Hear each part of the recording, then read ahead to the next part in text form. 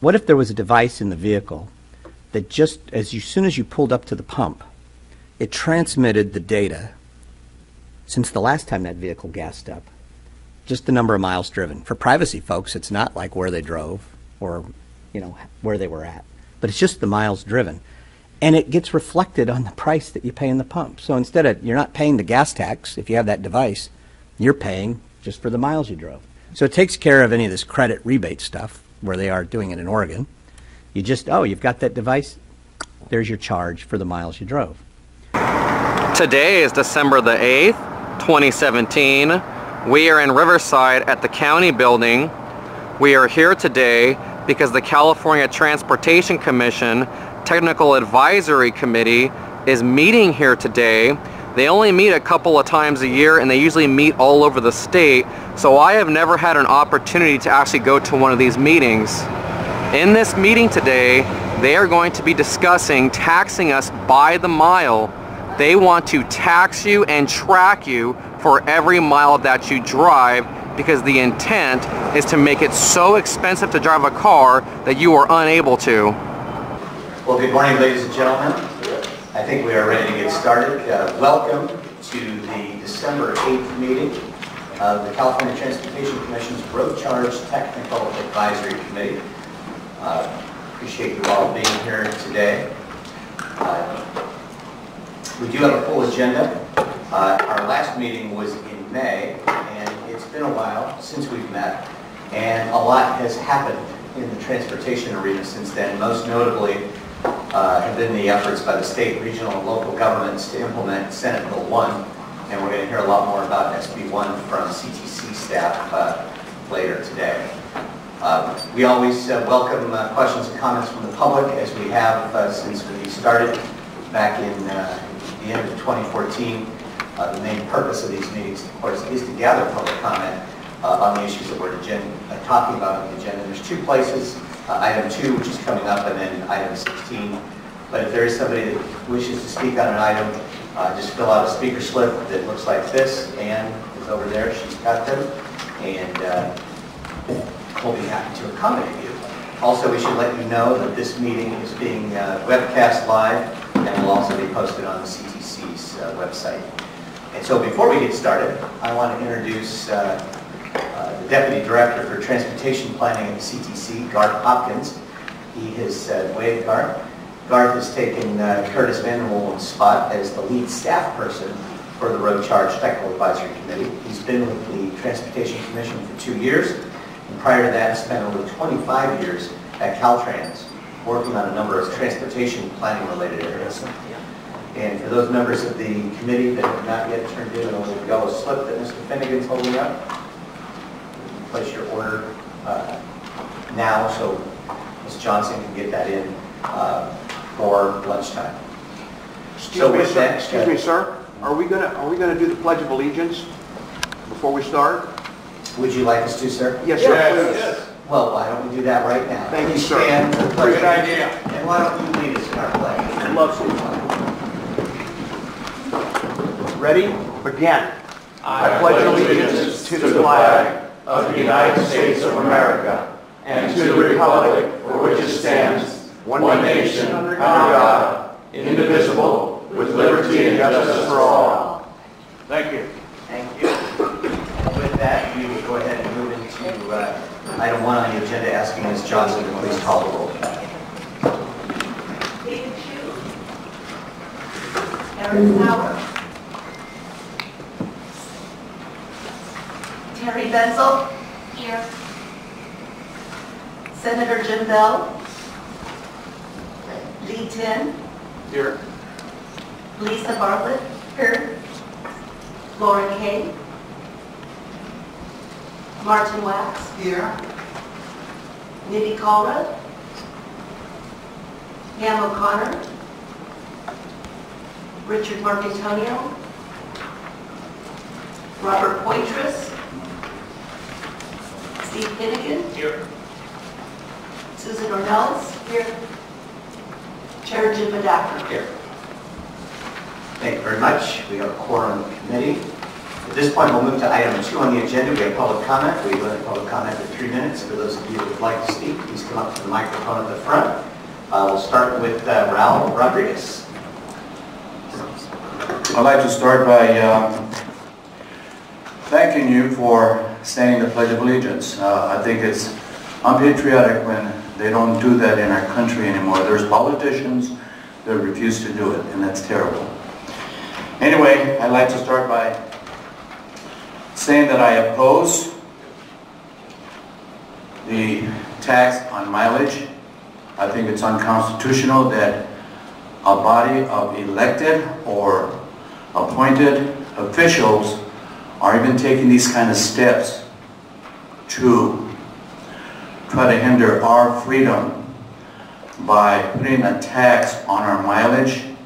You have no right to tell me where I can go, when I can go, and how many miles I can drive.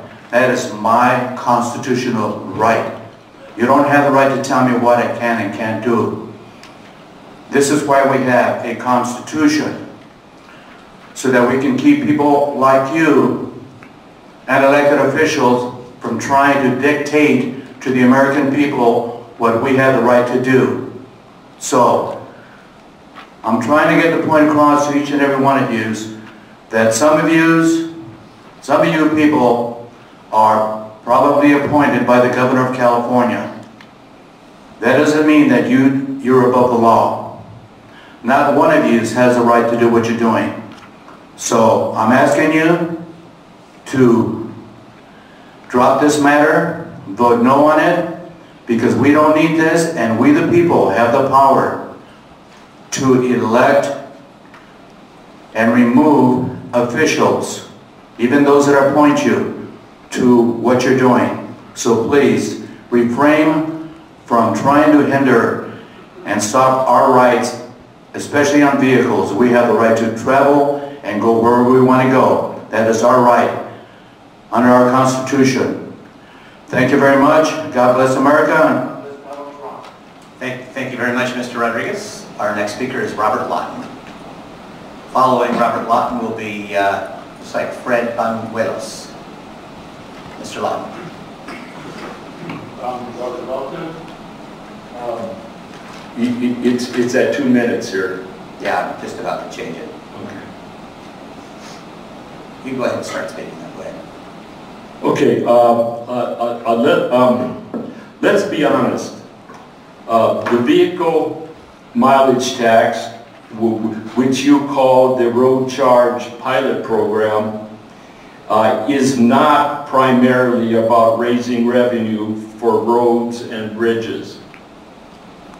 If the 2/3 Democrat majority in the state legislature wanted to raise revenue for road maintenance, they could wait until after the November 2018 general election, and then in January of 2019 that they could increase the gas tax. Your vehicle mileage tax requires billions of dollars in devices on our cars to track the mileage, and billions of added bureaucrats, you know, to administrate the program. So it's not just bureaucracy incompetence. There's something else involved here in this vehicle mileage tax. And I'd like to point out to you that a lot of people live in Victorville, Apple Valley, and commute 60 miles to work in LA. Other people live in Reno Valley, and they're on the roads for about an hour and a half to and from work. If they want to work in Orange County or Los Angeles. And it's going to be a real hardship on these people, you know, to pay the vehicle mileage tax. And if the California wanted to raise revenue for for roads and maintenance, they would only have to cancel Governor Brown's monument to his greatness called the high-speed rail. The high-speed rail will never be completed. There will never be a link from Los Angeles or Riverside to Sacramento, because there's two mountain ranges that they would have to tunnel through. And as you know, these two mountain ranges,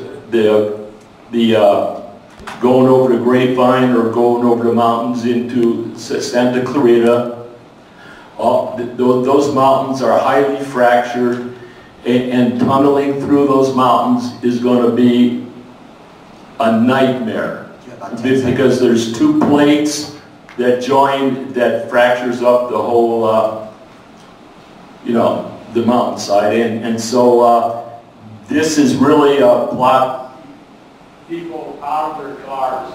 It cut you off automatically, I apologize. Fred Banuelos, followed by Gary Galeno, I believe.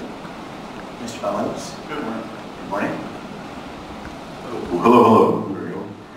The vehicle mileage tax is unacceptable. Why do you have these meetings when most people are working? I took the time off to work, from work to learn more about this issue and voice my concerns. What I see so far is that the government wants money to fix roads. What happened to the original tax money we pay to fix roads? Are you receiving less money because of hybrids? How much of an impact are hybrids making? I don't see a lot of hybrids out there on the road. What I know is that the government is misappropriating the tax. I have concerns with DMV collecting money for the program. Why doesn't Caltrans collect the money? DMV already has enough to do. They're always busy. They have to deal with AB 60 and Real ID. Are people's driver's license and car registration going to get suspended if they don't pay the gas tax? And why are we even talking about this when SB 1 passed? There should be enough tax money to fix the roads. Why is Riverside County Transportation Commission discussing whether to ask voters for a new sales tax? The county already has Measure A. We don't need any new taxes. We need to use the present gas tax for first fixing roads and nothing else. I also have concerns about my privacy with this GPS box thing. What makes you think that people won't hack this box and cheat the system? And in closing, I want to say that this vehicle mileage tax is unacceptable. If the government didn't use present gas tax funds for unrelated things, they wouldn't have this problem. Thank you. Good morning, Technical Advisory Committee. I am here today to let you know that the public is waking up to what you are doing here. This right here is the 2016 SCAG Regional Transportation Plan. This document is a plan to raise our taxes over $500 billion. And do you know what the largest funding mechanism is for this plan? It is what is referred to as a mileage-based user fee, also known as vehicle mileage tax. That's why you are here. You are here to make sure that SCAG steals this money from out of our cars.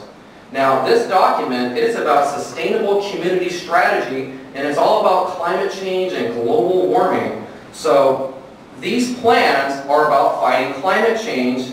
The gas tax that just was passed is in this document. All the toll roads are in this document. The vehicle mileage tax is in this document. So all these taxes that have been raised on us to fix the roads are going to fight climate change. And I've been watching your guys' meetings for the last couple of years, and Ms. Bartlett and Mr. Medapper, you guys said it yourselves right out of your mouth that the state of California is siphoning the money from transportation and using it for other things. So you guys admitted that the money is being stolen and not being used for the roads. Do you know what the purpose of this plan is besides to fight climate change, or how they actually do fight climate change? It is to redesign all of Southern California so that we no longer live in single-family homes and are no longer reliant on the automobile. This plan is about getting us onto bicycles, buses, and trains, and you guys are facilitating it. If this vehicle mileage tax goes through, you will have your way with us. There will be no more driving cars because no one will be able to afford it anymore. The gas tax just went up. It's going to go up again with cap and trade. Toll lanes are being put in, and all over social media, people are posting $700 and $800 car registration bills.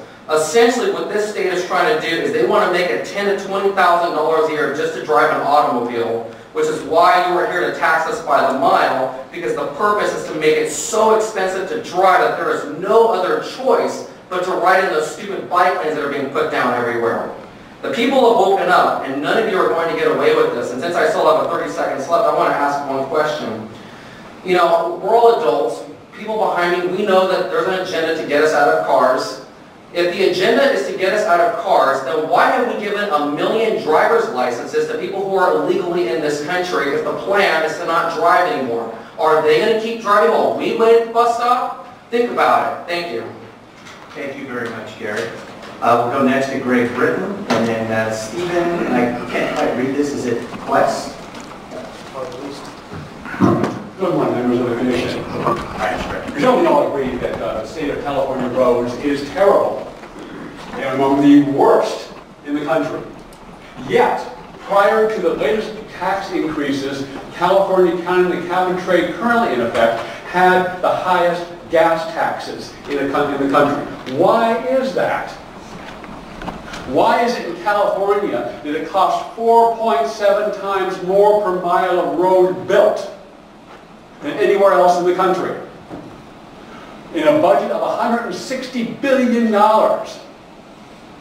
Why can't you, the state government, find money to take care of our priority, good roads, or good schools, having enough water?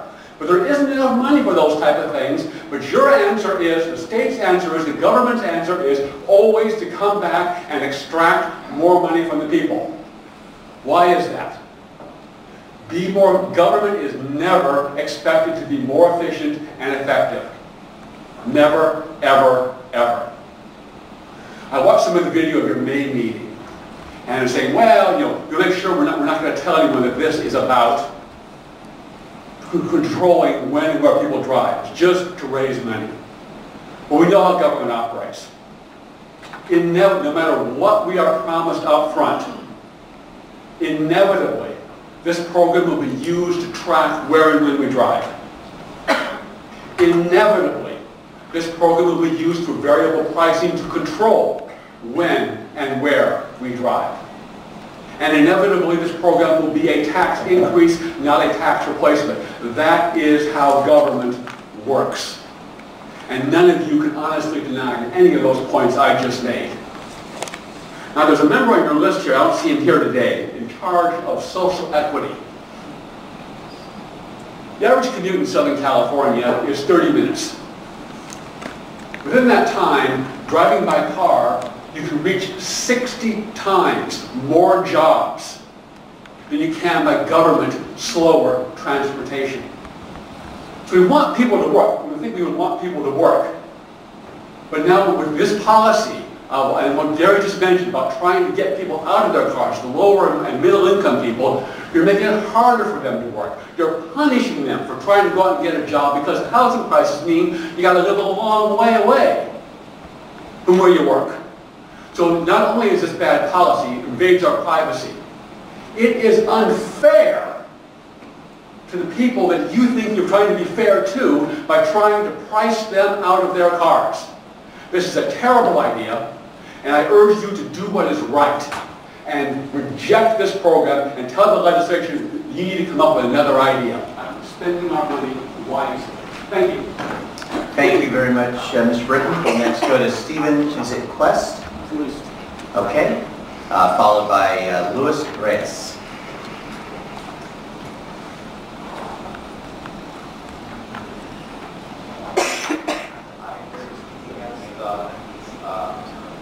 Vehicle mileage tax. As a person who earns his living by making deliveries with my personal vehicle, this would directly impact my ability to earn a living. There is plenty of money in the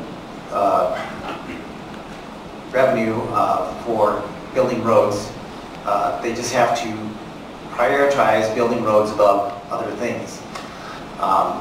Just like in our personal lives, if we want to spend money on a particular thing, we'll find money in our budget and less elsewhere so that we can spend it on what we want.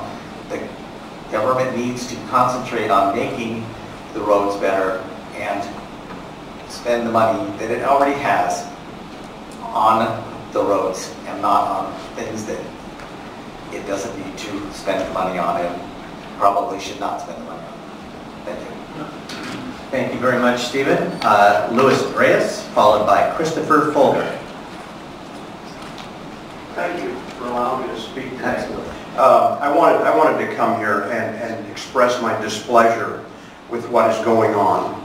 This road charge is ridiculous. It's not going to go because we're going to organize. And I'm telling you right now, people are woke.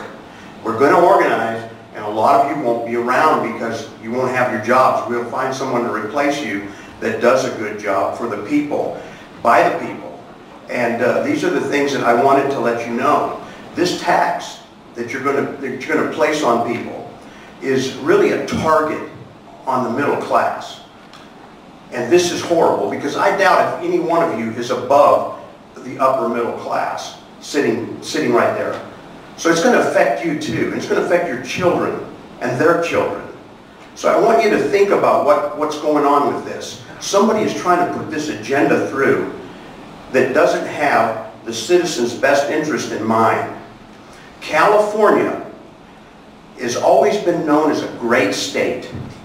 And I'm here to let you know that I'm here to make California great again.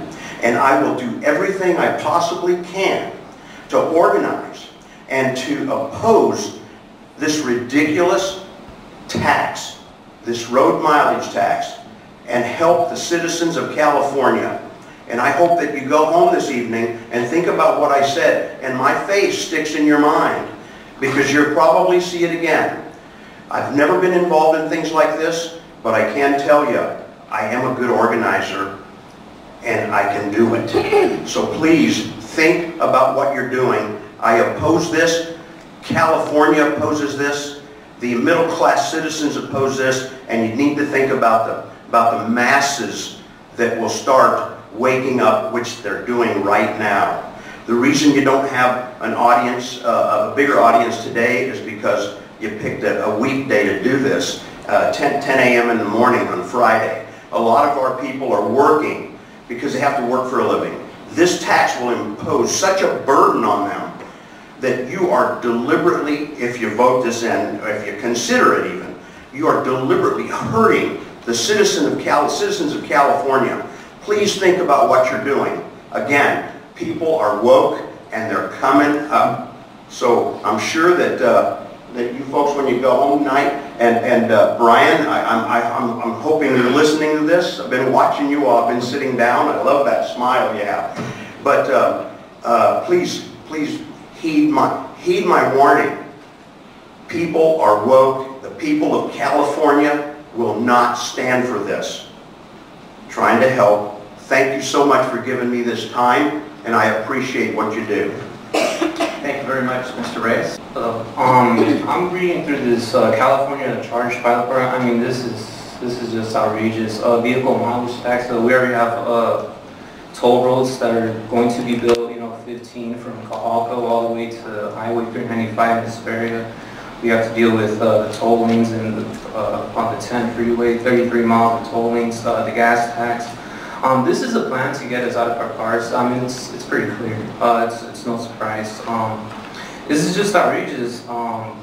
Putting devices in our cars, tracking us by the amount of miles that we drive, saying that this isn't an issue. This isn't an issue of privacy. The fact that you guys know how many miles we drive, regardless of where exactly you went, is an invasion of privacy. So I suggest this committee just drop this matter overall. It's a boondoggle. Thank you. Thank you very much, sir. We'll next go to Carolyn Gonzalez, followed by Judy Leo.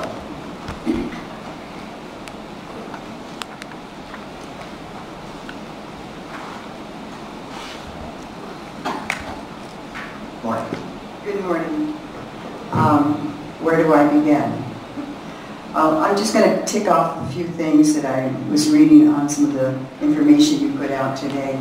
One of the things that struck me was on tab 6, where it indicates one of the objectives is to reduce the reliance on automobiles. Well, what have you proposed for the senior to do? We cannot walk to the market and bring all our groceries home. We cannot walk to go to the mall. We cannot ride a bike. And if we did, and you propose that we all get bicycles, all we need is one good fall and there goes the hip. We cannot afford to call Uber or Lyft or a taxi. How do we get around? And how much exposure do you give us sitting at a bus stop? We are crime candidates for crimes. We are the people that people like to scam on, to attack and to rob. Where are you putting our lives with this ridiculous thing? The second thing is in your memorandum, you indicate that the legislature, should continue pursuing other long-term alternatives. What other long-term alternatives? And now you're saying that this tax may be $1.08 cents. But then when is it going to be that you're going to tax us or charge us differently because we're driving in prime time rather than at 3 o'clock in the morning? There are no controls in this. And the other things that I want to ask about is, what about the visitors to California? How are you going to charge them? And what gasoline taxes that we're now paying are you going to eliminate? There is a point when all of a sudden taxation becomes without representation. And we're seeing more and more of that. We know what happens when an electorate gets angry. And this electorate is getting very angry. You can only be pushed so far until it's either fight or die or leave. And right now there's a lot of people leaving. I myself am contemplating doing the same thing. So I just want to wrap up and say this tax is discriminatory against seniors. And I want to ask the question that I just want to say that you talk about fixing the roads. Why are we going to fix the roads if we're not going to be able to drive our cars? Thank you very much, Ms. Gonzalez. Judy Neal, followed by Greg Allen.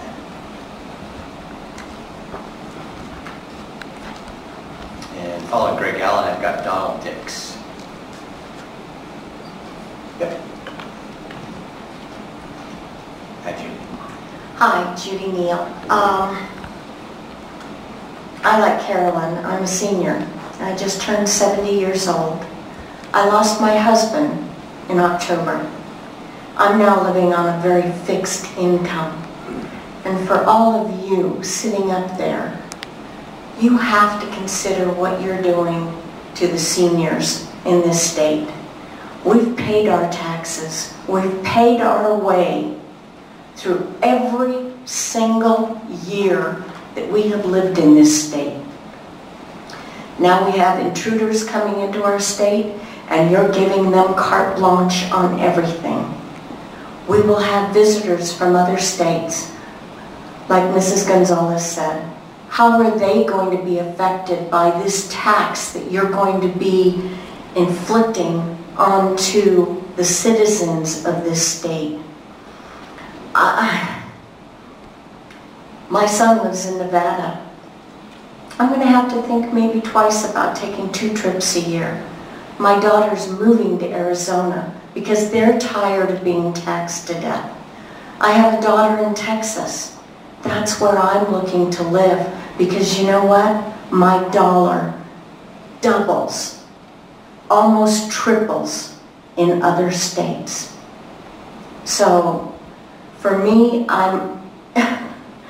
it's like, how much more are you going to put on us? How much? Because I can't afford it. And I wanted to die in the state where I was born. But I'm not going to be able to do that because you're forcing people who pay their way out of this state. And I am angry. I have no idea what you're all thinking. We have cap and trade, SB1. You have taxed us this past year to the point of millions of dollars. I'm not going to be able to afford my registration. I'm not going to be able to afford my property tax because of SB 231, the sewer tax, my parcel tax is going to go up almost $1,200 to $1,800 a year. So, sit back and look at what you're doing to the people who pay your wages. Thank you. Thank you very much, Ms. Neal. Let's go next to Greg Allen. Following Greg will be Donald Dix. Hi, I'm Greg Allen. I'm very angry and frustrated. I get frustrated when my elected officials don't listen to what I have to say. None of you are listening, especially you, Jim. Every person who's been up here, you've been occupied. Excuse me, don't interrupt me. I won't interrupt you.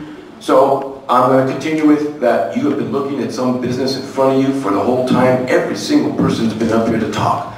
You are an outrageous person to think that your agenda should be imposed on all of us. Secondly, how many of you here can afford an electric car? Because I guess the rich people who can afford an electric car will be able to travel the road without paying any taxes. This is an unfair tax because all these people who own electric cars aren't going to be paying it.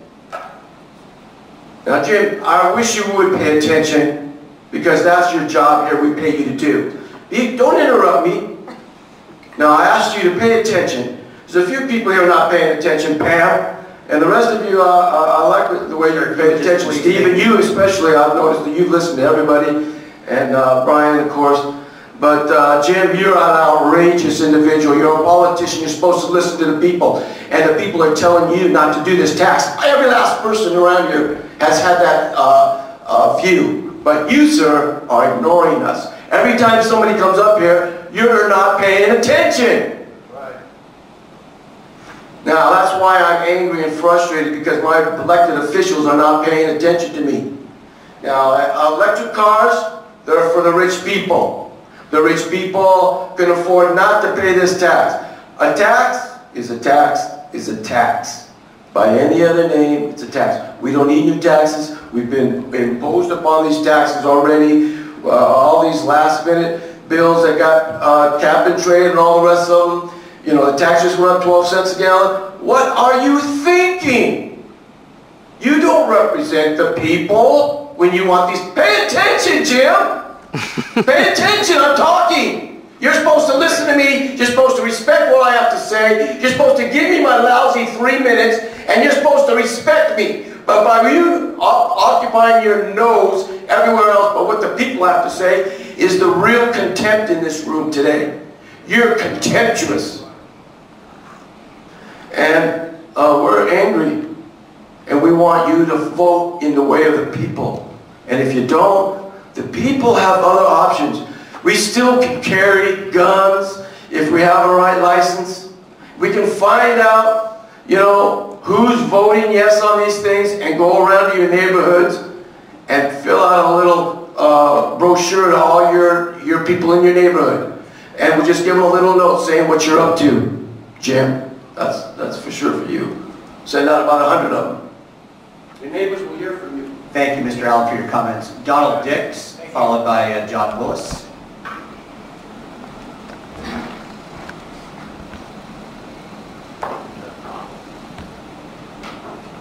Good morning. Good morning. I wore my... Is this working? There it is. I wore my Santa hat today. Thought I'd bring a little Christmas cheer into the room. Because I understand there's a lot of Grinches out there that want to steal Christmas from the people. And that's been happening all year long under the supermajority that we've had in Sacramento. People have mentioned SB 1 and cap and trade. These are things that are being done in order to, I believe, paper over the real problem. And the real problem is that the money that we're already paying is not being used in the way that it's supposed to be used. I traveled up to Lake Tahoe not too long ago, and another family member did, but they continued on into Carson City, into Nevada. And over the table, they remarked, they didn't even know what they were referencing. They said, man, as soon as you get into Nevada, the roads get so much better. And I said, isn't it amazing that Nevada can produce better roads than California with less money? Why is that? Well, I think the secret's starting to get out. The secret is that we have this massive unfunded pension liability that's stealing money from other buckets and being used in order to prop this up. We have a pension system that's unsustainable. The left loves that word, unsustainable. Things are unsustainable. You hear that no matter what the issue is, it's unsustainable. The pension system in California is unsustainable. Corporations gave up the idea of a defined benefit plan back in the early 80s, and that's why 401k and defined benefit plans were introduced.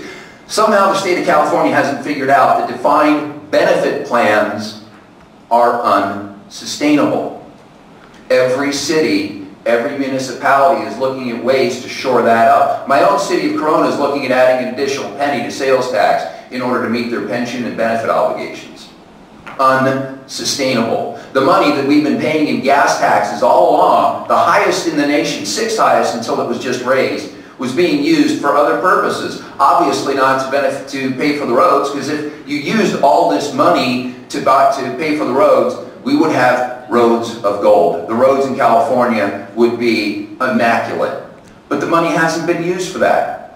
The money's been used for other purposes, and now we have SB 1. We've raised gas taxes. We have cap and trade, more taxes. What's that money going to be used for? Is it going to go to roads like has been promised? Oh, I've heard about the lockbox, but I've heard about lockboxes before. Somehow, bureaucrats find their ways around lockboxes. We know. That's the anger you're hearing today. And somebody made the point that this room would be a lot fuller if this hearing was after hours when people can work. None of these people are getting paid to be here. Are you? Thank you. Thank you very much, Mr. Dix. We'll go next to John Willis, followed by Von Chung Huang. Mr. Willis. Yes, I'd like you to go home tonight and call Jerry and tell him I'm taxed enough already. You know, I just had to go to San Bernardino yesterday and pay my property taxes. Now my gas taxes have gone up. They want to make the freeways toll roads, and now you want to charge me by how many miles I drive? My son just bought a home. Guess where he had to buy it? 30 miles from his house, because you probably also like open borders policies, which has inflated housing prices and rental prices.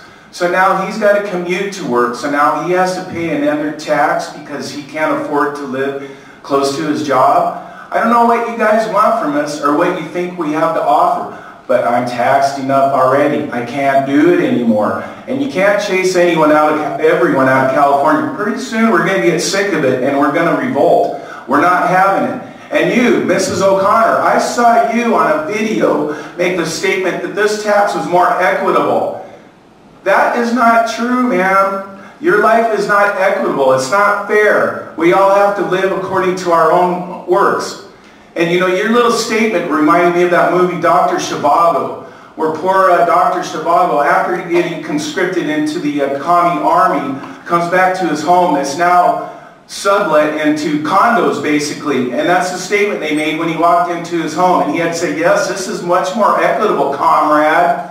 We can't pay any more taxes. And it's not even fair to pay more taxes, because what is it going for? You know, on the way over here, one of my Phillies got knocked loose because the doggone freeway's so tore up. Now, I'm pretty sure that the gas tax pays for that already, right? Didn't we already pay for the roads once? And now the gas tax pays to repair the roads. Why aren't they being repaired? Because like everyone says, it's going for these stupid pensions and for you guys to go out to lunch. We're sick of it. I'm going to remember all your names, and we're going to be going after you. I know you're appointed by Jerry, but we're going to go do our best to go after you, whatever it is. We're not going to have it anymore. I don't know what you're smiling about, ma'am. You think it's funny that I'm getting taxed out of the state? You think it's funny? You know, my kids are having to move out of the state. I have 5 adult children. One of them already left. You're just going to chase us all out? Is that what you're going to do? Or wait for us to die off? Is that your plan? How much are we going to have to pay so you can sit up there and go out to lunch and retire at a nice big fat pension? You think it's funny, do you? I don't think it's funny. I'm outraged. I'm sick of paying taxes. I'm sick of paying for freeloaders. You know, some of these retired people have worked their butts off and done everything their mama told them to do, and they paid their taxes. Now you want more? How much is enough? I wish one of you would answer me. Nothing? 40%? Is 40% enough? Thank you, sir, for your comments. We'll next go to Van Chung Hong, followed by Betty Robinson. Hope I pronounced that right. I'm really sorry. Thank you for being here. Yeah, I'm sorry. This is my first time coming over here, and I actually coming from Torrance, and I currently working at the restaurant, and I'm against any kind of tax right now, because if we are tax, then business have to raise the price, then they're gonna lay off a lot of workers. I'm really afraid of this, and I'm seriously opposing any kind of tax. If we are getting taxed to the oblivion, then how can we live over here, sir? And anyone listening to me, I'm really opposing this kind of tax. Yeah, that's only my comment. Thanks. Thank you very much, sir. Betty Robinson is our last speaker.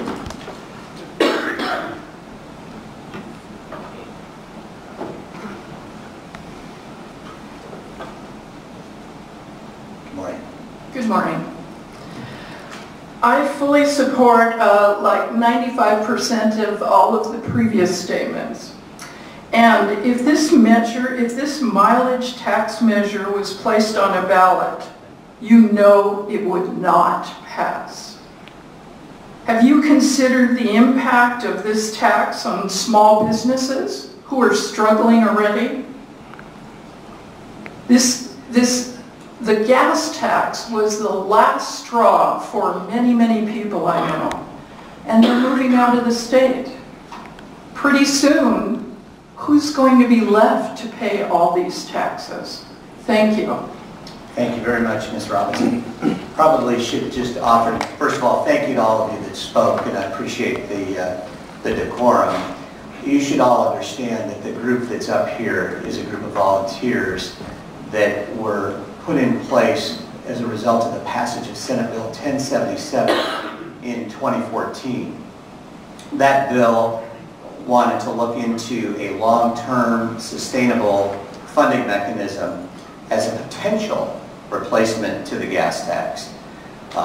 Senate Bill 1077 created a road charge pilot program as well as a 15-member volunteer technical advisory committee to study, to gather input, and to make recommendations on the parameters of the pilot. This technical advisory committee, as I mentioned, is a group of volunteers from throughout the state with varying expertise.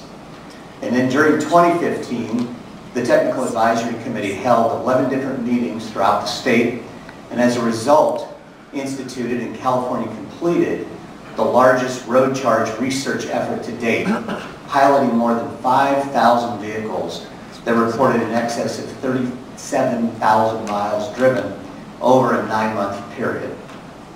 These statistics really reinforced the desire for mobility and a safe and reliable transportation system. And I understand many of the comments. When it comes to the gas tax, keep in mind that the fuels tax, which was first created in Oregon in 1918 and then implemented here in California in 1922, is based on a 20th century assumption that fuel purchases mirror road usage. And until the advent of hybrids, electric vehicles, and vehicles that are getting 50 and 60 miles to the gallon, you know, vehicles in those days were substantially similar. Everybody used to get just 10 miles to the gallon. Today, we don't see that to be the case. Vehicles, technology, and what California is looking for from transportation system has changed dramatically. And because of those changes, road use and fuel tax payments are really no longer connected. All you have to do is look at the road and you'll see somebody driving that's in a car in the lane next to you is getting 50 miles to the gallon. And if you're in a car getting 12 miles to the gallon, guess what? If you're driving 12 miles to the gallon vehicle, you're paying a lot more than the person in the vehicle next to you. And that's what this is all about long term, is to try to create an equalized system. No decisions have been made, nothing but recommendations. I would encourage each of those that spoke today, and while I respect your comments highly and your upset nature, I would ask you to read the reports and understand again, as I just mentioned, why we're here and the basis for what we are trying to study. So with that, I appreciate your time and the comments. We'll now move into item 3 on the agenda, and that's the approval of the minutes from our meeting of May 19th. Bullshit. None of you would be on the board unless You're out of you order. were a lapdog. Please leave the for room, sir. Governor Brown. You're all lapdogs. Thank you for your time. We have a motion for approval of the minutes from May. Second. A motion from O'Connor, second from Finnegan. Any discussion? Could someone follow him out and make sure they don't put him in handcuffs? All right, the minutes are approved. Let's move to item 4 on the agenda, and that's any reports from members of the tax committee on any road charge related issues since our last meeting. All right, hearing none. Please tape it if they're arresting We'll him. move into item 5 on the agenda. And kind of just to recap, as I said earlier, the TAC is basically 2 years old. Our first meeting was held in January of 15, and we can look back and see some of the things that are going on, as you just heard mentioned. And I'm sorry a lot of these folks are leaving because this is a national issue, and we'll hear a lot more about what's going on throughout the state later on the agenda. But what we're going to be doing today is kind of giving an update on Senate Bill 1. We're also going to hear from Caltrans to get an update on their work, on further research on the viability of implementing a road charge here in California. And then the State Transportation Agency just released yesterday the road charge pilot report, which we can also discuss today. And then we're going to look into seeing how the road charge can be implemented for zero-emission vehicles as well as autonomous vehicles. There's several representatives here today from CalStaff, from GoBiz, and the DMV that are going to give us an update on what's currently going on regarding ZEVs and regulations for autonomous vehicles. And then last but not least, we'll have a discussion regarding the development of road charge recommendations that we'll be making to the full Transportation Commission and talk about some of the meetings for 2018. Just a point of clarification. So the report that came out today from CalStaff is a report on the pilot itself. And this group is still contributing efforts, thoughts, and ideas towards a report that will come from the California Transportation Commission with recommendations to the legislature. So I just want to make sure everyone understands sort of where we're at and where these reports sort of fit into this. So just because a report came out today doesn't mean all the work is done. No, we've got more to do. That's correct. Okay, so with that, why don't we go into the SB 1 overview. As you know, it was signed into law by the governor on the 27th of April, and there's been a lot of things happening in that area. There's obviously those that want to repeal Senate Bill 1, obviously we all have our own day jobs. It's important, certainly from the folks we just heard from, we do need to continue to have funds to maintain our transportation system. Just because you build the road doesn't mean it's always going to just be there. It takes money to keep it going. And, Senate Bill 1, in my mind, is a solution really for a short to midterm timing to address the transportation problems. And as I said a little bit ago, while the gas tax works today, we've got to figure out what's going to make sense long-term into the future as we continue to see more fuel-efficient vehicles. And we also know, that in light of this, there's other states that are also looking at road charge as a method of collecting revenue for transportation, and that's why so much of what we're doing continues to be important. So with that, let me introduce Mitch Weiss. He's recently appointed as CTC's Chief Deputy Director, and he's going to give us an update on all the efforts related to Senate Bill 1 and what CTC's been doing in terms of implementing the funding programs. Mitch? Thank you. Good morning, committee members. SB 1 established the first significant, stable, and ongoing increase in state transportation funding in more than 2 decades, and created a number of programs for the Transportation Commission to oversee and implement, along with stabilizing funding and new funding for a number of existing programs. In attachment B, there is a list of the taxes that SB 1 imposed and the implementation dates and amounts of those. the gas tax, as most of you know, went up 12 cents a gallon. The diesel excise tax went up 20 cents a gallon. There was a 4% increase in the diesel sales tax. I don't know how many going to be here, but here's the water. You want a water? Fee on cards based on the value, which ranges from $25 to $175 per vehicle, in addition to a stabilization and elimination of what was the price-based excise tax, and a new fee on zero-emission vehicles beginning in 2020. And lastly, beginning in 2020, a indexing of the excise tax to inflation. And lastly, and importantly, a payback of all outstanding transportation loans that had been made to the general fund during the state's economic downturn. I would note that, as you all know, it's been quite a few years since the gas tax was increased before this. In the time between the two increases, my daughter was born and graduated from UCLA. So it's just a little perspective on how long that took. The book item contains a summary of each of the programs that SB1 implemented that are under the Transportation Commission's purview and some of the key milestones for those.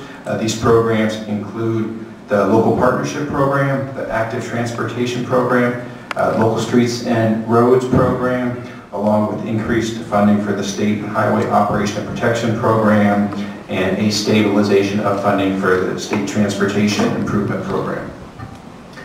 As of the Commission meeting this week, the Commission has adopted guidelines for all of the programs under its purview.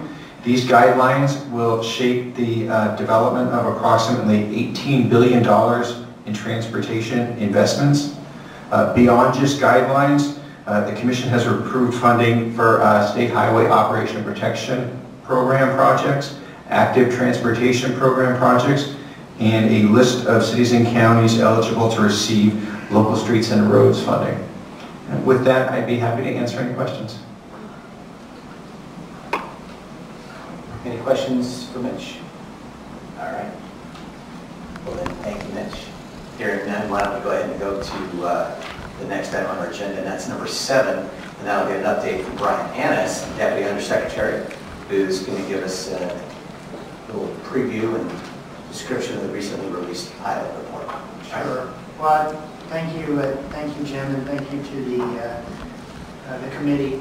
I thought I'd just start out recognizing this very significant milestone of having the pilot completed and the report out, and really recognize the work of the committee, really highlighting 2 significant benefits the committee has provided here. One is definitely the wisdom and the counsel in setting up the pilot itself, but today demonstrates as well the great public service that the committee's providing by having public hearings all around the state, so people have an opportunity to speak and provide input as we go forward on this idea of a road charge as a possible replacement for the gasoline tax. I'm going to ultimately kick off to Carrie, who's going to give a more formal presentation with a quick overview on the report, but did want to mention a few things in advance, and one of those is, as the agenda indicates, let the committee know we have a group of affected or possibly affected state departments and agencies that we continue to talk with over time. The current gasoline tax is something that involves many entities of the state already. The gasoline tax is collected at an earlier distribution point by the Department of Tax and Fee Administration, formerly called the Board of Equalization, or I should say a bit of a spin-off of the Board of Equalization, which does still continue. So they're a party we continue to work with. Also, of course, the Department of Motor Vehicles. We've continued our collaboration with them, and you're going to hear some later in the agenda about some of their work that's ongoing. We also continue to work with the Resources Board, who is, through their regulatory authority, has some requirements for vehicles, and of course is very interested in fuel efficiency in vehicles, and they're a valued partner here that we continue to work with. So want to let the committee know that that work continues, and I think as more dialogue continues, from time to time some of these entities will probably want to come before this committee and kind of explain some of the considerations and some of the related things they're working on. Lastly, I did certainly want to recognize and compliment the staff group that did so much good work to accomplish this pilot, really even ahead of the original schedule. I certainly don't take that for granted. You need a lot of good work, a lot of good contract administration, a lot of diligence, a lot of work with the TAC and others, and to make sure that can be accomplished. And I know the agency is very pleased with the results and the good hard work that's gone into all this. So with that, I might go ahead and pass this overview on to Carrie Corbahidi, who's of course the project manager.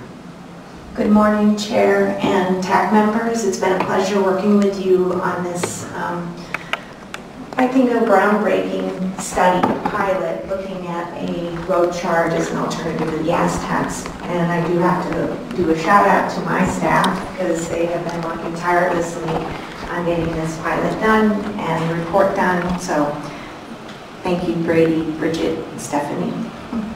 So again, driving right into the pilot, I'm not going to, we all know about what's going on with the pilot. You've been there since the inception, why we were doing it. Chairman Affer was very thorough in explaining why, what was the purpose, what were we doing. So we'll just jump right into the results, what happened. So as reported back in May, and earlier this year in May, that this pilot had achieved many firsts, having over 5,000 vehicles, demonstrating a variety of different reporting methodologies as well as technologies. And at the end of the day, driving over a 9-month period over 37 million miles is pretty impressive. So diving right into the observations, we wanted to see, the pilot participation and perception. As you recall, you had put together a matrix of participation targets for the pilot. We worked very hard in trying to meet all those buckets that we lovingly call buckets of the participants. And for the most part, we were able to meet all of those targets. There were a couple of areas that we had some difficulty in. It was the rural, making sure that we had enough rural representation based on your matrix. But to let you know that we did oversample. We didn't meet the target that you set, but we had much more rural by percentage, per capita percentage than the urban. So we're able to get a good example of what impact it would have on the rurals. The other would be low income. It was a little difficult for us to convert volunteers into participants in the low income range. And it really comes down to having the time and the ability to do a very robust communications, outreach, and touching base and meeting with those communities. So if we were to do another pilot, it might be something that we need to concentrate on, how to better reach out to those communities. And for the most part, 85%, for the perception aspect of it, we did, as required by you, have an independent evaluator who came in and they measured the technical side of the pilot, but also measured the attitudinal and experiential aspect of the pilot with the participants. So 3 surveys were done. You've gotten reports over the months of what happened with those surveys. We also did focus groups. And for the most part, 85% were happy with the pilot. Over 90% said that they would participate in another pilot. 78% were satisfied with the security of their data. And really, 61% felt it was very satisfied with the concept of road charge. So, the other observations were third-party vendors, as requested by the Technical Advisory Committee, involving third-party vendors to provide the services. We were able to have 4 account managers. Those are your third-party vendors. We had the Azuga, IMS, and eRoad, which were very technologically, had all the bells and whistles, provided the highest amount of technology. And then we had a CalSAM, who kind of simulated the state operation, which was more on the manual side. Overall, it was a very good experience. They were able to offer the technological ones, the CAMs were able to provide value-added services, so your geofencing or vehicle health, that type of information to the participant. It was only between the commercial account manager and the participant. The state of California didn't know anything about what services they were using or what type of driving behavior. That was really an agreement between the two, the commercial account manager and the participant. There were some difficulties that we had, and it kind of was more related to our contractual relationship. Due to the time constraints of the pilot, we went through our prime consultant to enter into an agreement with these vendors. So there was an inability to kind of have that direct relationship between the state and the commercial account managers. So there could have been a lag in understanding, because now you have a middleman communicating directly with the vendors. In the future, we would like to be able to contract directly with these vendors. If this were to ever become a statewide program, that would be the relationship that should be had, is a direct relationship.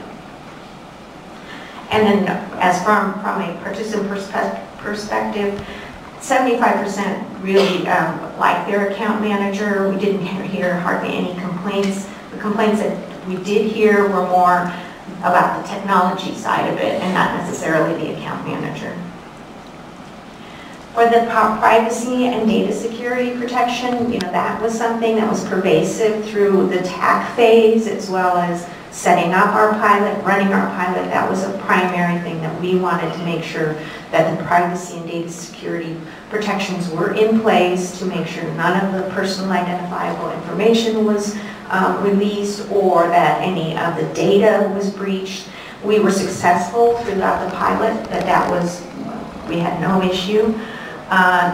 The one thing, the 78% satisfaction, it was a limited pilot. I mean, you have 5,000 vehicles in the pilot, and so to take that data and say, okay, this is how the state attitude, all the state drivers' attitudes, you can't really make that leap. So privacy and data security still needs to be a primary directive for any road charge program, and it needs to be very nimble. So as technology changes and there's more and more security aspects, we need to be able to build those into a program.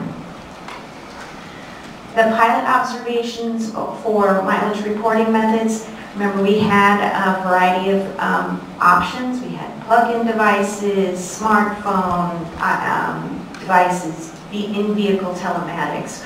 Those were our more technological, and we had a time permit, mileage permit, and odometer. The more manual options are probably and they do provide the most privacy, because you don't really need to give any of your private information. You just buy a permit and drive, or you go into an odometer station and have it read, or you take a picture of your odometer. So those are pretty, from a security aspect, very good.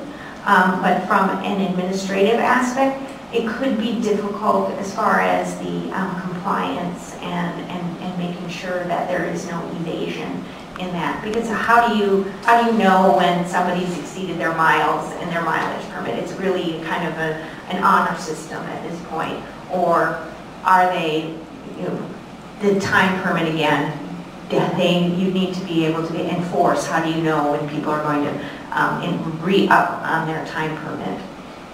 From the technological aspect of it, the plug-in device, the mileage meter that goes into your OBD2 port, was the highest participants. That's where most of the people went, was to that OBD2 port device, with and without location capabilities.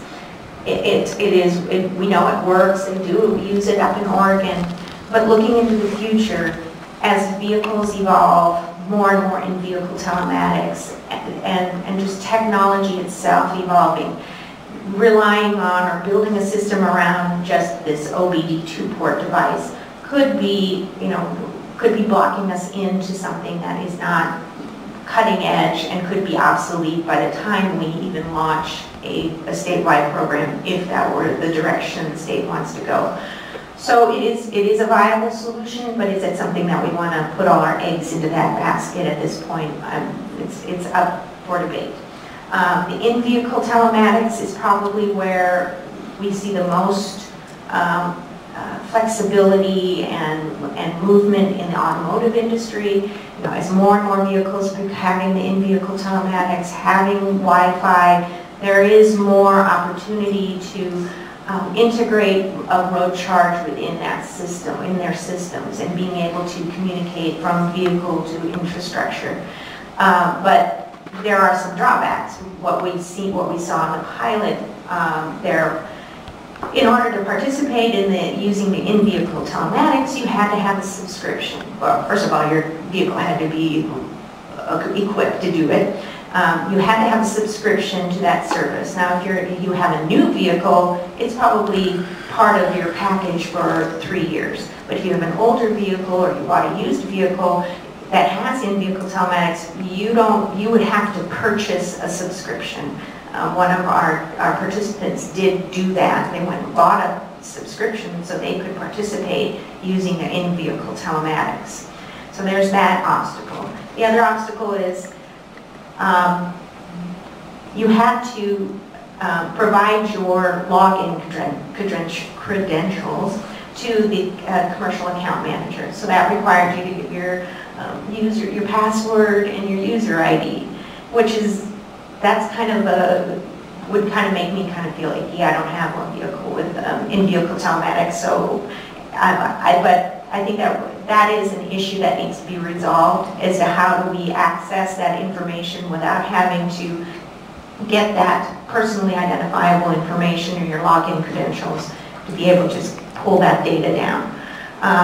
And one of the other aspects of it is the GPS, or your location-based aspect of it. Right now, the vehicles, they have that capability. They have the location base because obviously you get your GPS location and mapping in your vehicle, but it doesn't provide that automatically for a road charge. So we weren't able to really identify when you were driving out of state or off-road. It had to be, in order to do that, you have to ping or query the car to pull that data out, and that constant pinging or querying the car is very expensive. So there's got to be some other solution to, the mapping, not only just for in-vehicle telematics, but in general, the mapping needs to be clear. And so, there are advantages of in-vehicle telematics, but there is a lot of work that needs to be done, a lot of communications with the auto manufacturers and whoever for being able to access that. The smartphone application, it does have potential. I don't know if you recall when we were talking about the smartphone app during the TAC days, it was envisioned that it would be Bluetooth. It would be Bluetooth enabled, so it would sync up with your vehicle, and so there was this automatic pairing, and it knew.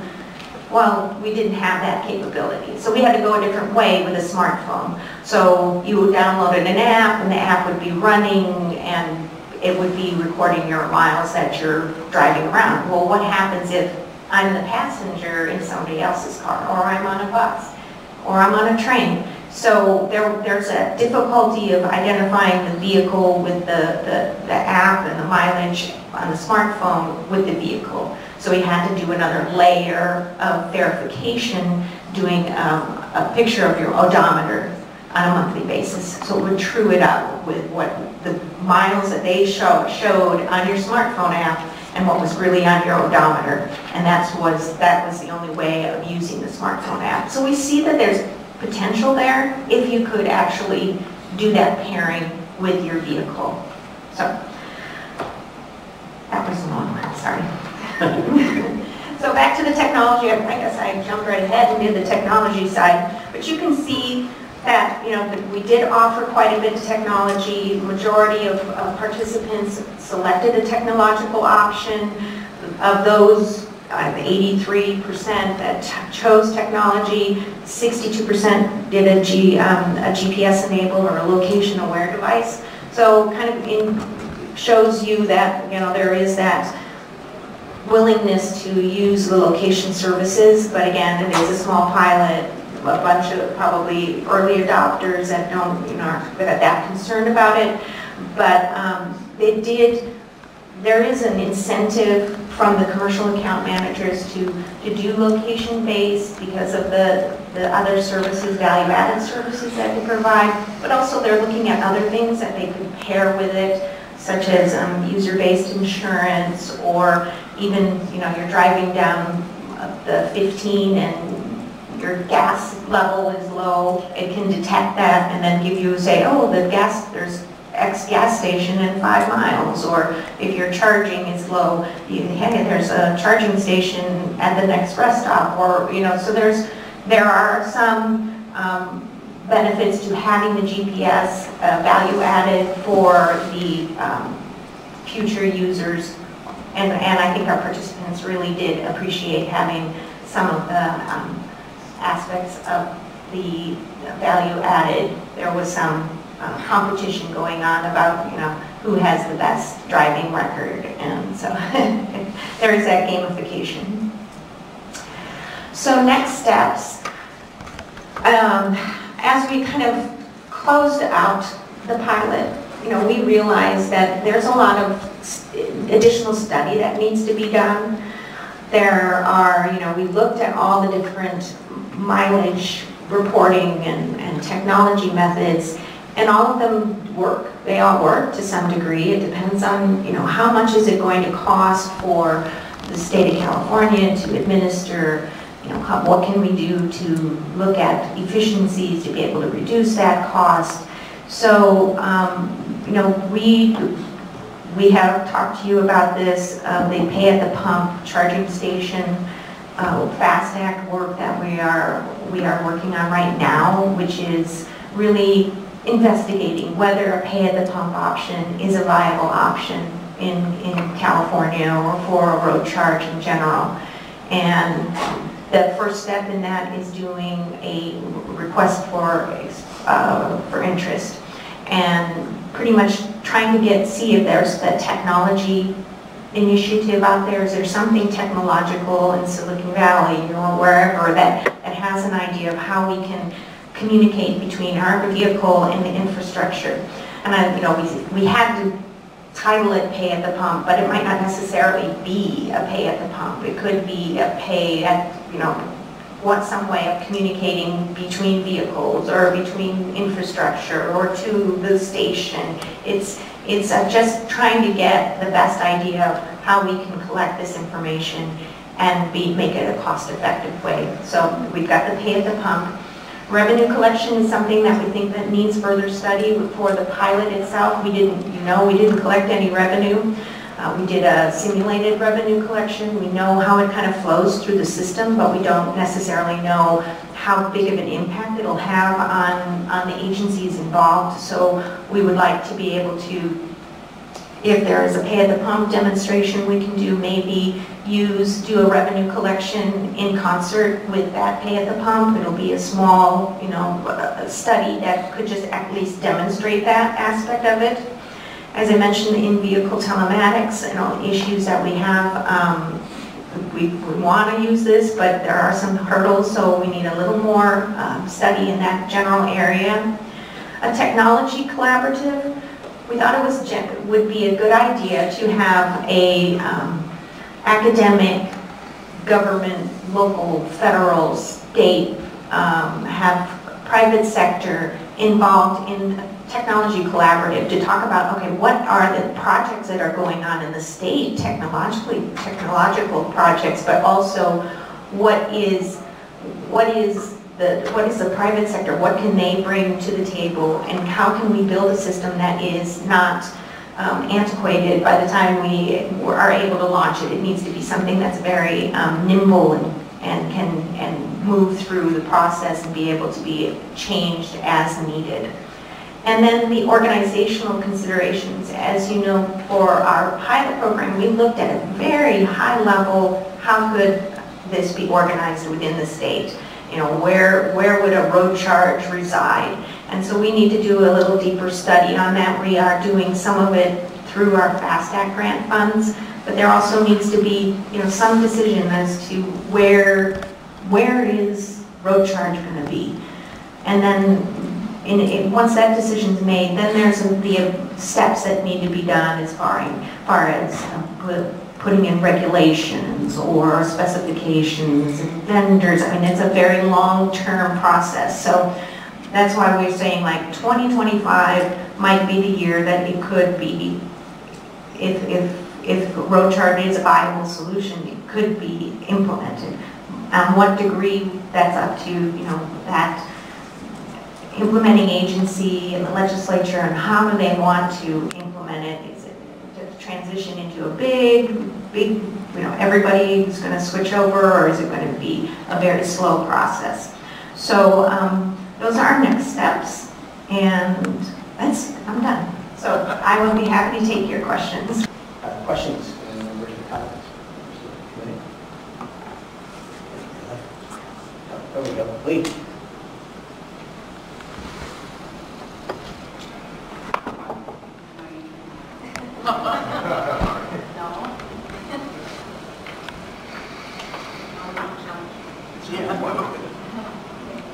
All right.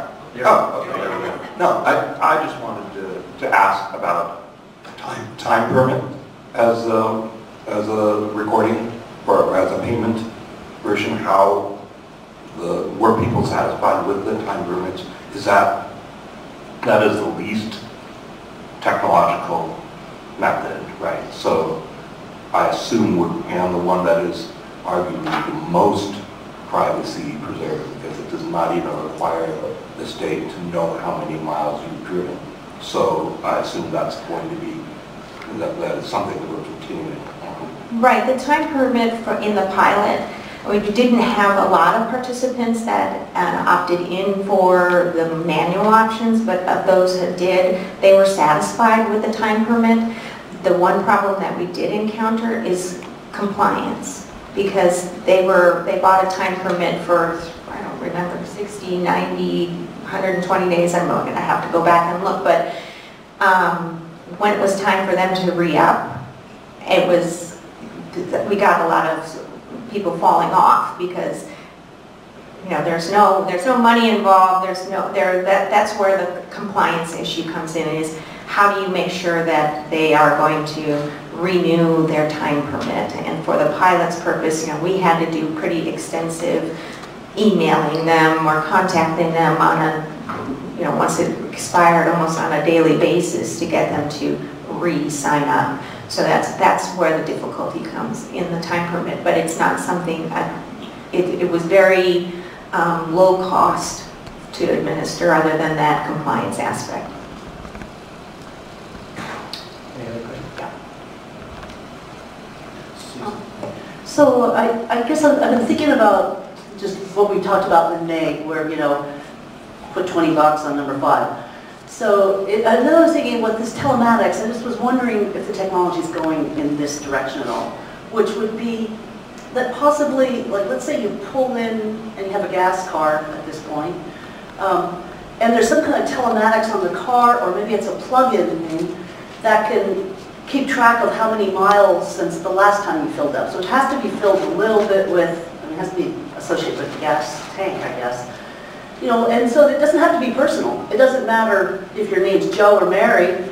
It's this car just drove 75 miles, or 130, and, you know, and then, and I can imagine the gas station thing saying something like, this is what you're being charged, gas tax, this is what you're not being charged, you know, like almost calculates, particularly for the marketing element of it in the beginning, so people relax a little bit about it and realize it's kind of replacing. You know, this is what your gas tax would have been, and this is your bill. Because it's, you know, that could just capture when you care. Because you don't care other times, but when you want gas in your car, you care.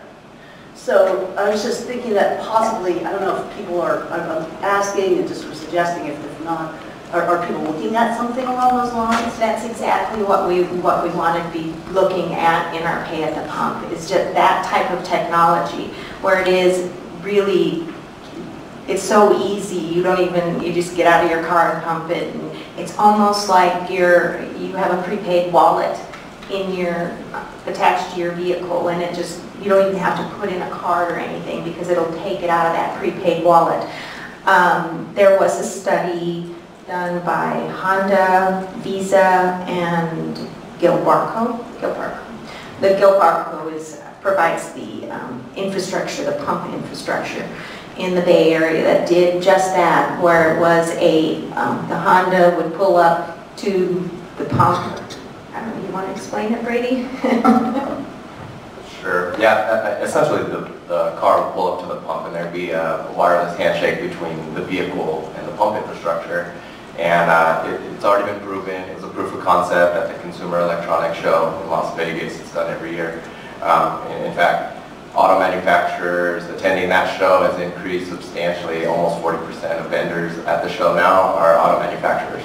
And so electronics certainly are entering the vehicle, and we see it kind of being as seamless as using Apple Pay, Android Pay, things like that. Today you can go and wirelessly pay for a transaction at the point of sale without ever having to pull your card out of your wallet. You can use your smartphone for that kind of stuff. Well, our vehicles are becoming just as smart as our phones, and so we see that certainly being something that we should investigate further and be mindful as we move forward with this research. I just wanted to comment back to you. So, you know, you kind of took it one step farther to the Apple Pay or sort of like a prepaid credit card type of thing. But, and maybe that's fine, but for people who are kind of distrustful, you know, it could be, it just seems like, almost like what we do today. You put your credit card in there, you see how much gas it is, we've learned to trust that reasonably. You know, it could almost be that same thing, so it feels very much the same. And possibly the vendors, or the people who design the gas, you know, where you get it, could have information, you know, this is what you charge vehicle miles. And like I said, possibly even, I think this could calm some people down, this is what you didn't pay in gas tax. So that, and if it's reasonably equivalent, it'll feel like, oh, okay, I've done this before. And so it'll feel normal, just a suggestion. Any other questions or comments? All right, thank you, Karen, very much. Appreciate that. We'll move to the next item on the agenda, which is number 8, and it will be the update from Caltrans. Mentioned Arizona, Nevada, Oklahoma, and New Mexico are part of this consortium. We're pooling our research dollars to study different issues related to this whole concept of paid by the mile.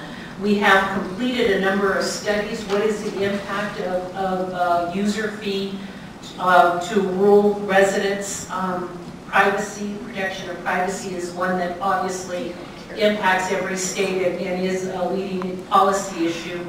The issue of how do you share information between states when you may start a trip in California and then you travel to Nevada.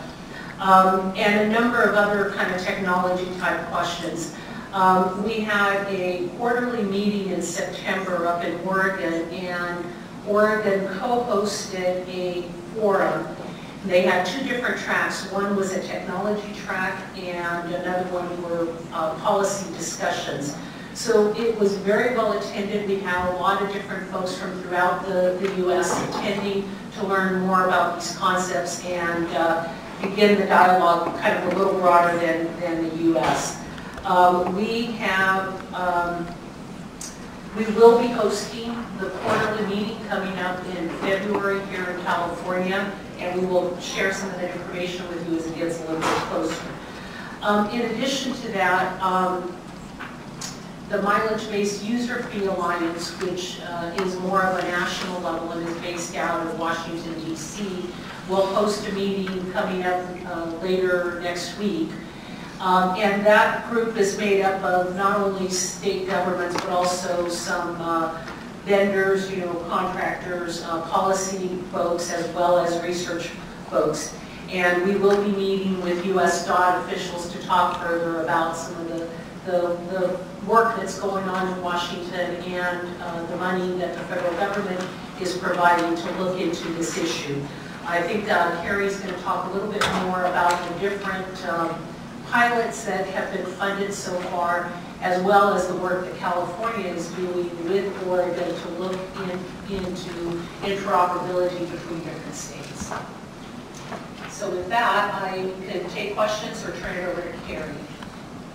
Any questions first for Mark? Otherwise, we'll go to Carrie then. Carrie? It's me again. So, the FAST Act, as if you recall, was released or approved by the Senate and the legislature and at the federal level in December of 2015. And part of that, the FAST Act included funding to look at sustainable transportation funding, and where road charge kind of falls into that pocket. There are, it's a 5-year program, it was $95 million. Year one was a $15 million grant was solicited as well. And this year, 2017, it was a $20 million grant opportunity. The eligibility is for state or group of states to participate. So in 2016, 8 states were awarded FAST Act funding.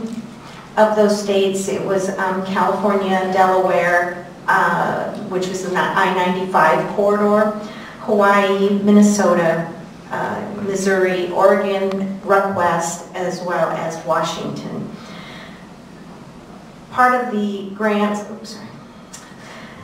of course, we were part of the multiple grants. We have our own grant, which we are doing a pay-at-the-pump study, as well as organizational design and compliance study, and putting together a public outreach campaign or a plan as to how to communicate road charge or user-based mileage to the general public.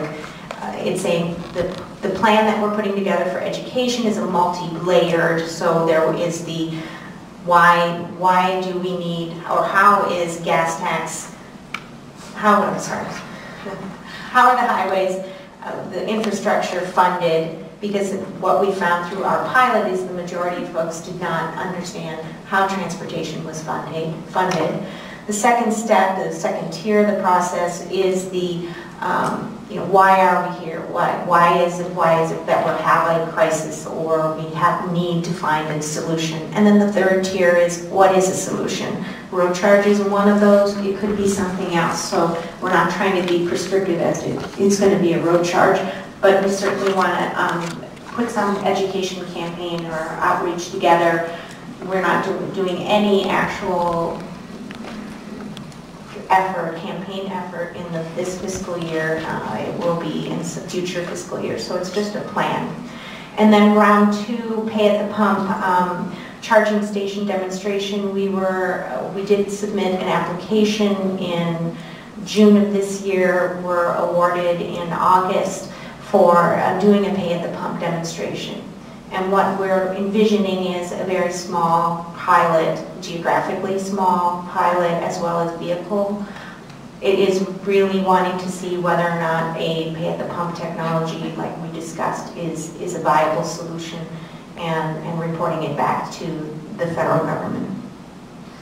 So the Rec West states we are part of a Rec West grant application. We were part of Part 1 and Part 2, 2016 and 2017. Right now, during this phase of 2016, we're putting together the pilot planning documents. This is all things that you've already been through with putting together the ICD and the SRS and all those documents with acronyms for how does this system work, how are our states going to communicate across state lines, and it is an ongoing effort. There are 4 states within the 11 states that are participating in phase 2 of the pilot, or it's not round 2. There are 2 parts to round 1. It's the kind of putting the groundwork together, and the second part is really getting all of the systems in place. We're hoping to learn from all of the different states, pilots that have gone on and are being conducted now as to feeding into this program. Also, for round 2 is a demonstration. We want to be able to demonstrate interoperability between California and Oregon. It's not only, the technology interoperability, but it's also the revenue collection. How do we do it? How do we, is it one state that collects and distributes, or is it a clearinghouse? And the final report kind of discusses that. How do we put together a system of multiple states? This is going to actually demonstrate a multiple state. Now, we did do it for our pilot, but it was just a paper exercise. This would be actually doing the collection of revenue between the 2 states. So that's what we're doing with Rec West. I'll go back because I didn't really talk about what the other states are doing. So Delaware is doing user fees based on onboard mileage counters. Mostly they're focusing on the trucking industry along the I-95 corridor. Hawaii is doing a user-based collection system, which is, again, they have annual inspections. So it kind of is a natural, they have to go in, annual inspection, and then they would have this road charge true up on an annual basis. So they are demonstrating a program like that. Minnesota is looking at the use of mobility as a service, as a revenue collection method. So it's more putting it in the line of it's just another service like your utilities, shared economy. Then Oregon has their own funding that they are getting. Oregon is going to be kind of improving their existing Origo program that's up there. And then Washington is doing a interoperability multi-jurisdictional, so they are going international, so going across the border to British Columbia or Vancouver, and then also with Oregon. So they're doing interoperability aspect of it. So the 2017 awards was Colorado. They did do a very small pilot with their own revenue, not a FAST Act grant funds. They want to build on that and do an additional investigation of data collection. Delaware is getting additional funds to do a study on equity and privacy issues. Missouri is going to conduct a public outreach and concerns, and Oregon is going to develop even more improvements to their existing program. And then we have the Rec West, and then Washington is going to conduct a public outreach. And my conversations with the Rec West states, mostly Oregon and Washington, is what can we do together that we can leverage the state funds, the federal funds, and this public outreach effort. Because we all have that same aspect that's impacting our programs, is the general understanding of how transportation is funded and why we have a problem and what can we do about it, and trying to get the public engaged in the process. Is really, we can be in the background doing the technology and all the things that revolve around actually implementing, but not bringing the public along is a disservice. So we need to be able to go out and have a very robust communications effort, and being at multi-state and at the national level. I will be one of us will be attending the TRB meeting where there's the federal government, FHWA, is having a meeting of all the recipient states for federal funds to see what we can do to collaborate better and be able to share information so we're not reinventing the wheel in every state, trying to advance the conversation instead of redoing the same study or same demonstration, making sure that we're really moving this forward instead of kind of treading water. So that is what's happening. Lots going on, and clearly when you see what's happening, and again, being respectful of those that commented at the beginning of the meeting, the federal government wouldn't be looking at this, and all these states would be looking at this if we didn't have a serious problem with what's looking at long-term with the gas tax, especially if we see 25 years from now, you've got half the vehicles on the road are electric or some kind of non-fuel. Obviously, we've got to continue to figure out ways to fund our roads to be able to get to work, to be able to get freight moved, etc. Any comments or questions beyond that for Karen? Yeah, Supervisor. So with all these states starting these further studies or new studies, it's going to be interesting to see and get feedback from them. So for instance, looking at the Missouri, where they're charging a fee based on the miles per gallon of the vehicle. When you take a look at equity issues, you could have two people with vehicles that each get 60 miles per gallon. One driver's retired and he drives 1,000 miles a year, and he's paying the same fee then as somebody who's a salesperson who drives 52,000 miles a year. And they're also paying one time at the registration at, when they register the vehicle, as opposed to the gas tax, which is spread out during the year. So getting feedback from some of the states that are enacting some of the real interesting types of programs for VMT is going to be interesting. Also, the feedback will be very telling with regard to looking at the different states and the interoperability between the different states, and then whenever it gets rolled out, perhaps at a federal level, whether the same vehicle miles traveled fee would be the same for each state or different based upon what each state needs for their road funds.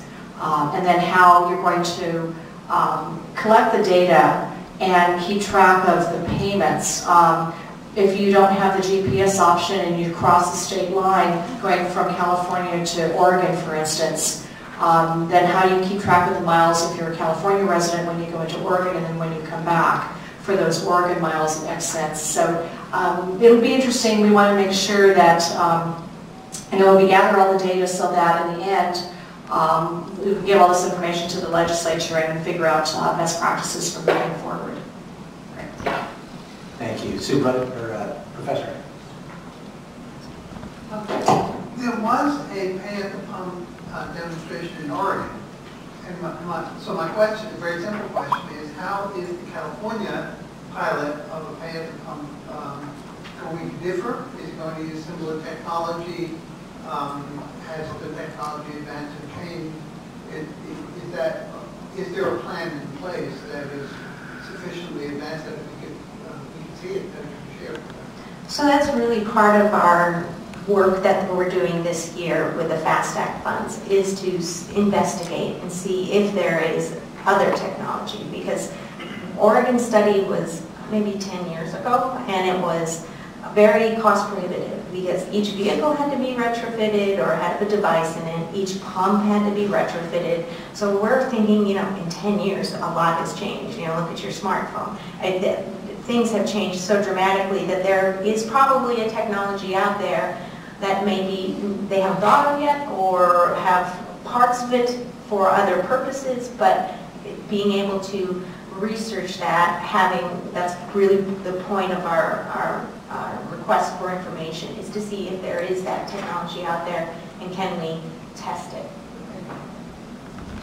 Yeah, in fact, that was the one thing that Jim Whitty kept saying, is that when they tried to pay-at-the-pump model, the technology we have today just didn't exist, which just proves why this thing is an evolving effort.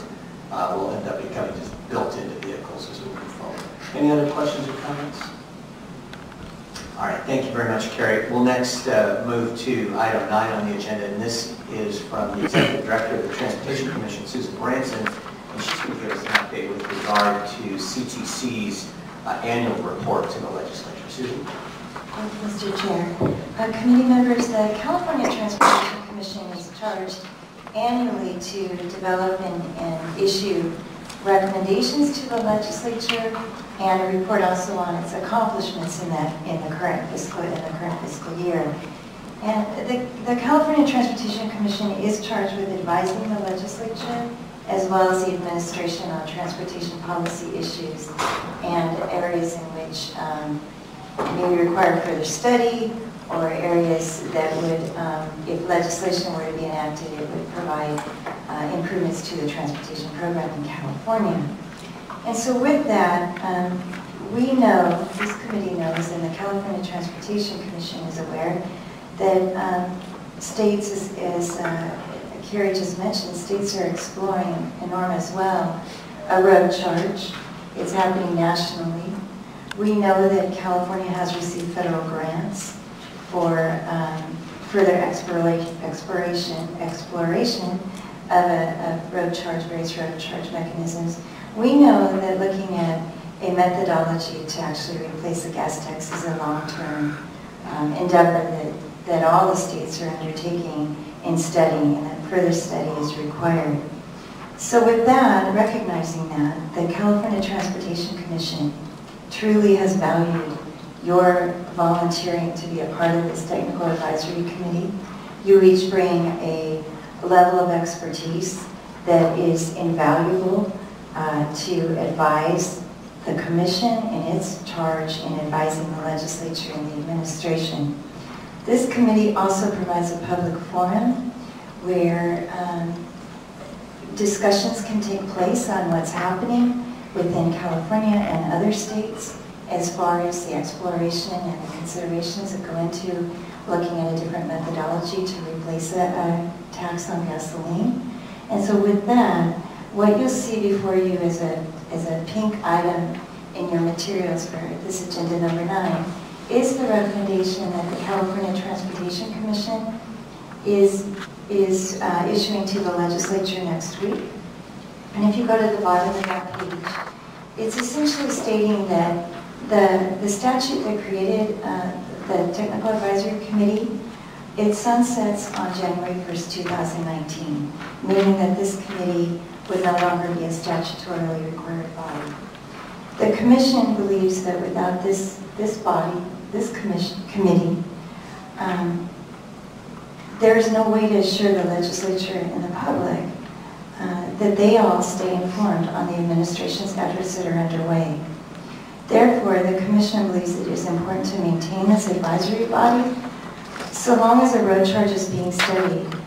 And although the revenue generated as a result of Senate Bill 1 will greatly benefit California's transportation infrastructure, it's important that the legislature continue pursuing other long-term alternatives to replace the existing per-gallon fuel tax, as fuel consumption is expected to steadily decline over the next decade. And this is with regard to such new technologies like the electric vehicles that are continuing to be introduced that are not paying a gas tax at all, as an example. And so what this means is the Commission will be issuing a recommendation to the legislature through their annual report next week. And it's only advisory. The Commission is just an advisory body. Whether the legislative members pick this up as a bill or something that they want to author, we don't know. But I wanted to, Chairman Dapper, myself, and the commissioners all wanted to make sure that you were aware of this recommendation. Thank you, Susan. Any questions? Stephen? Just a quick comment. I think this is an appropriate recommendation going forward. I've always thought ever since this effort started back in 2014 that this was a very long-term issue.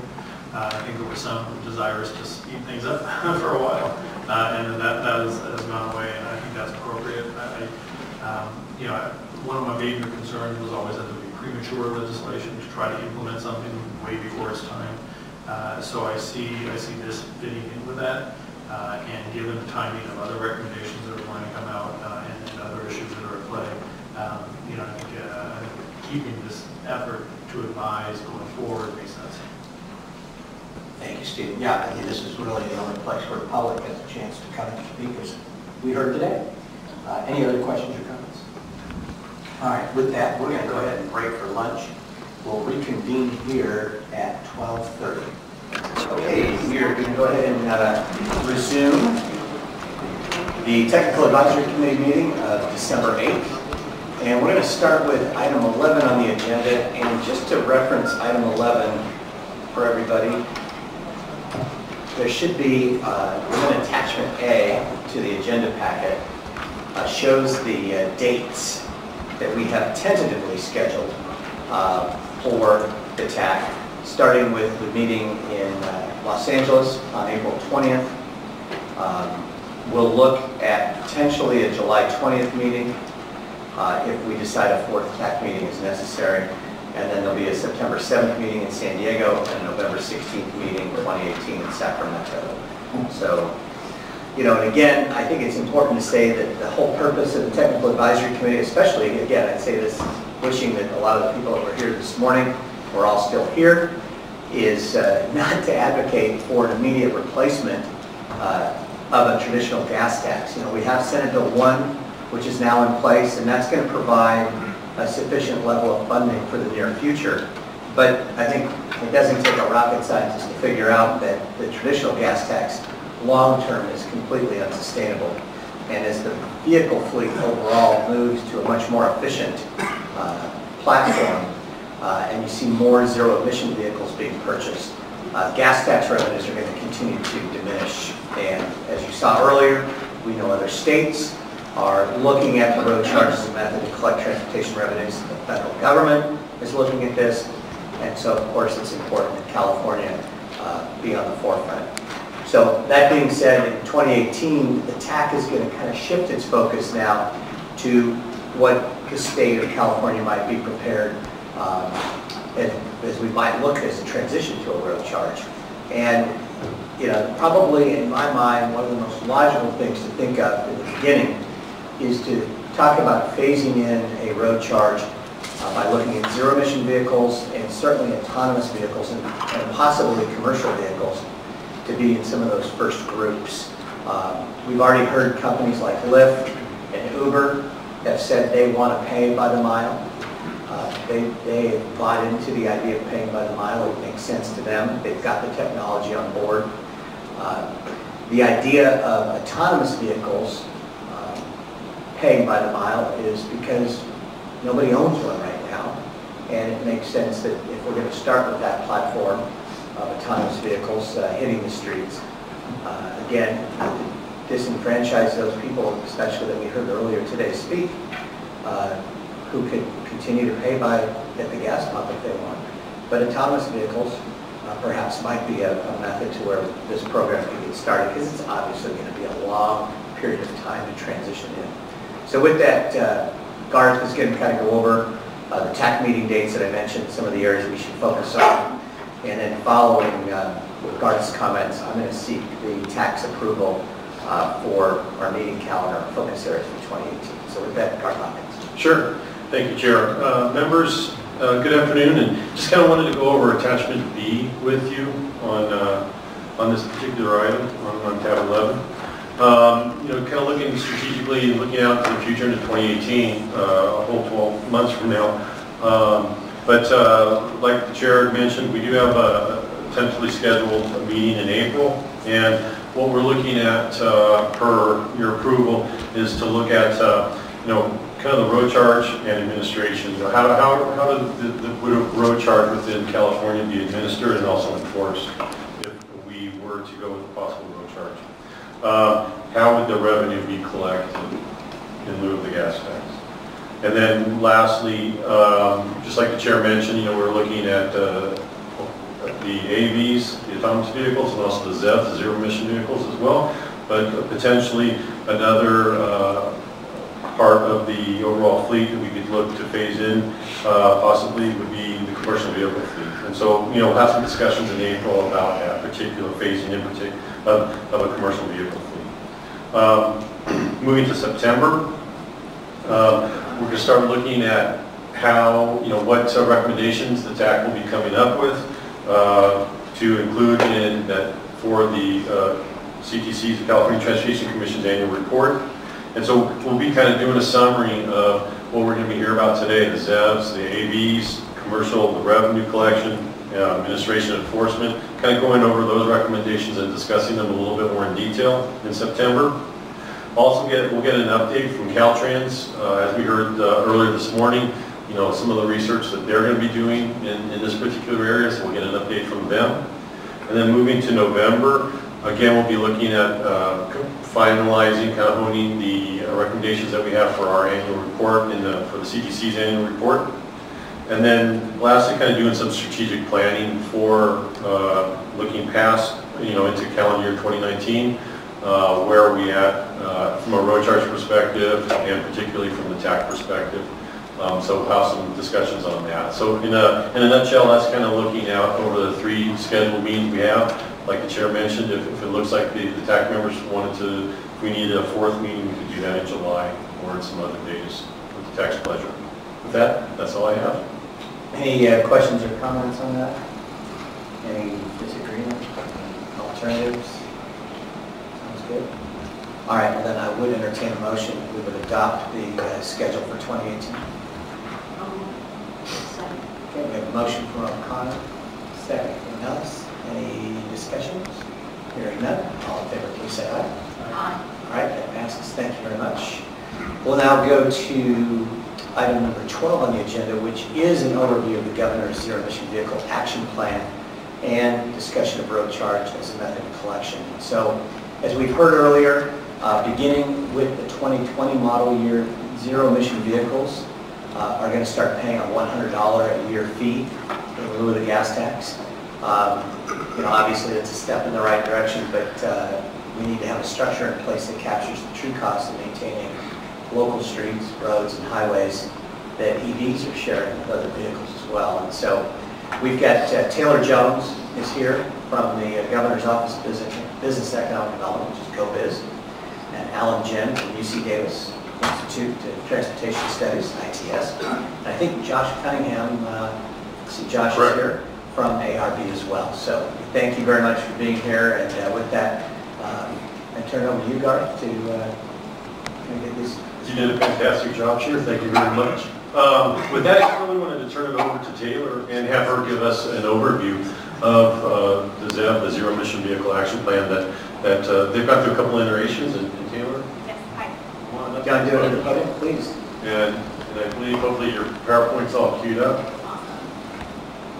Thank you. Is it live? No? There you go. Great. Can you see this one? Yep. Oh, No. Gina will do it.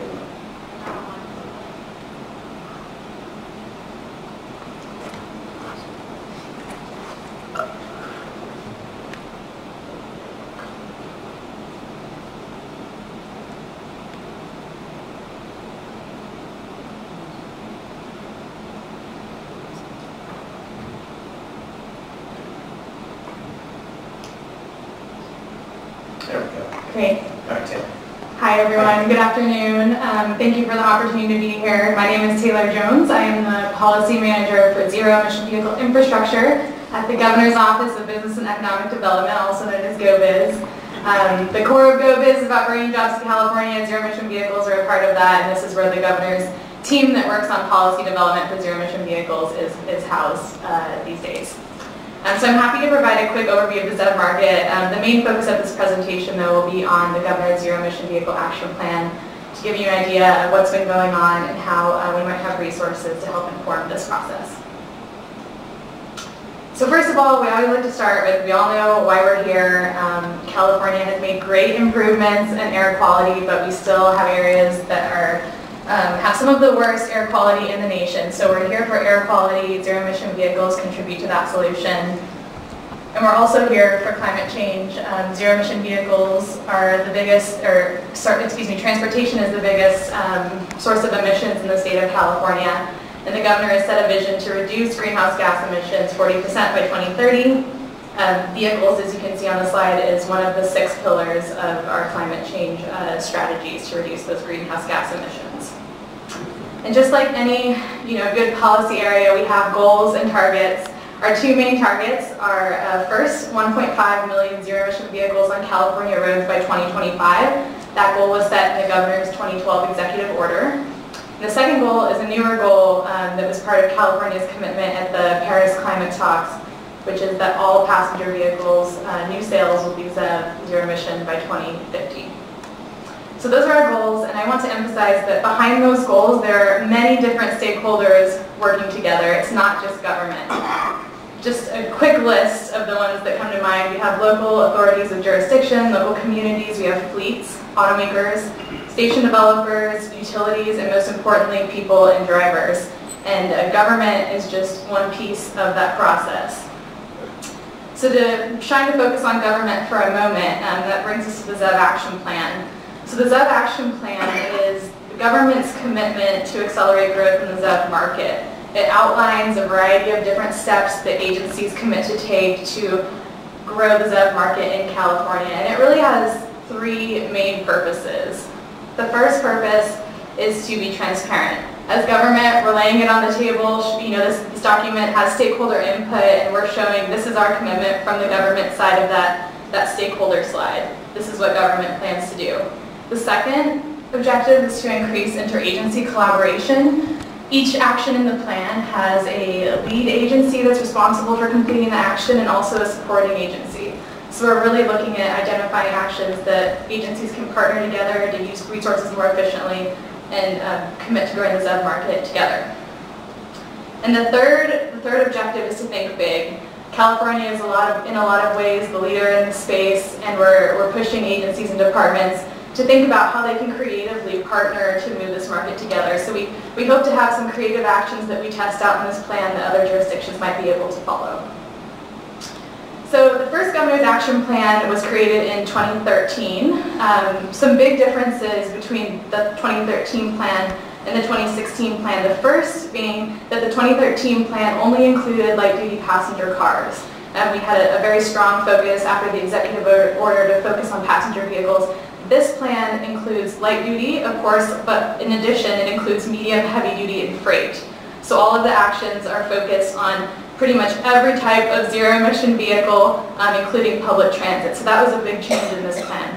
The second big change is there's a focus throughout the plan, kind of woven through all of the actions, to increase access to zero-emission technology for all Californians. So it includes making, the passenger vehicles cheaper, but also expanding options for transit and other forms of zero-emission technology that we have in our world today. So what's in the action plan? I'll briefly run through the 6 sections. I will warn you that there are more than 200 actions in the ZEV Action Plan that agencies commit to, but they're all categorized around these 6 strategies. The first strategy is to maintain consumer awareness of ZEV options and benefits. This section is all about getting the word out so that consumers know that the cars are here and that it can be an option for them. Underlying this first strategy section is one of California's landmark policies, the ZEV mandate. The ZEV mandate, administered by the Air Resources Board, requires that a certain number of vehicles in California be zero emission. And that's first and most importantly the reason that we're seeing more and more ZEV models out on the road today. Also in this section, we call for, the government together calls for a broad consumer awareness campaign.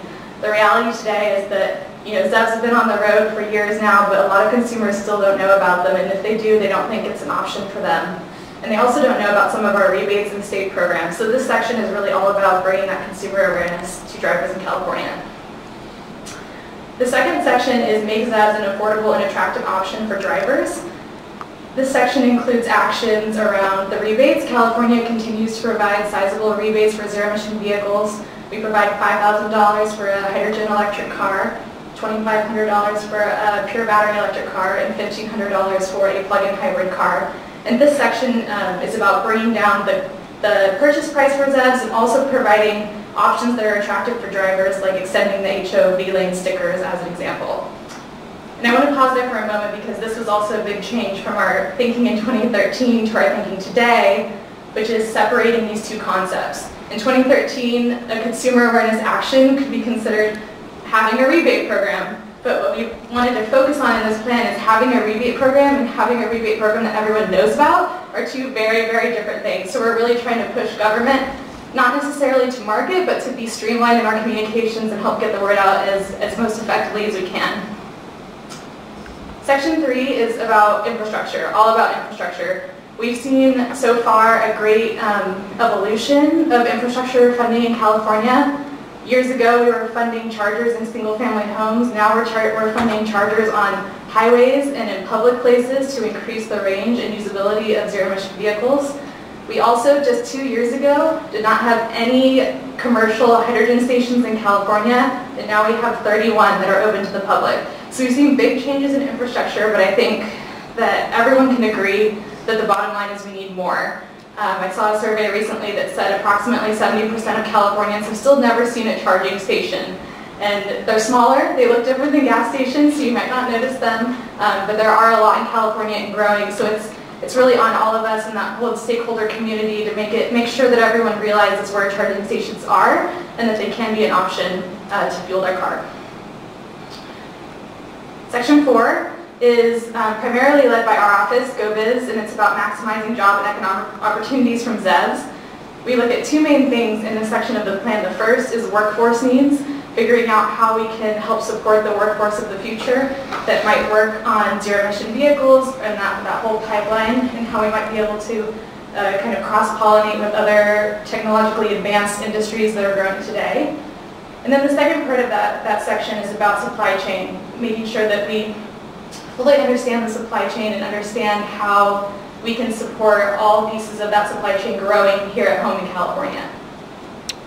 The fifth section of the plan is something that the governor has been very vocal about recently in his broader climate mission, which is growing ZEV adoption outside of California and helping in any way that we can.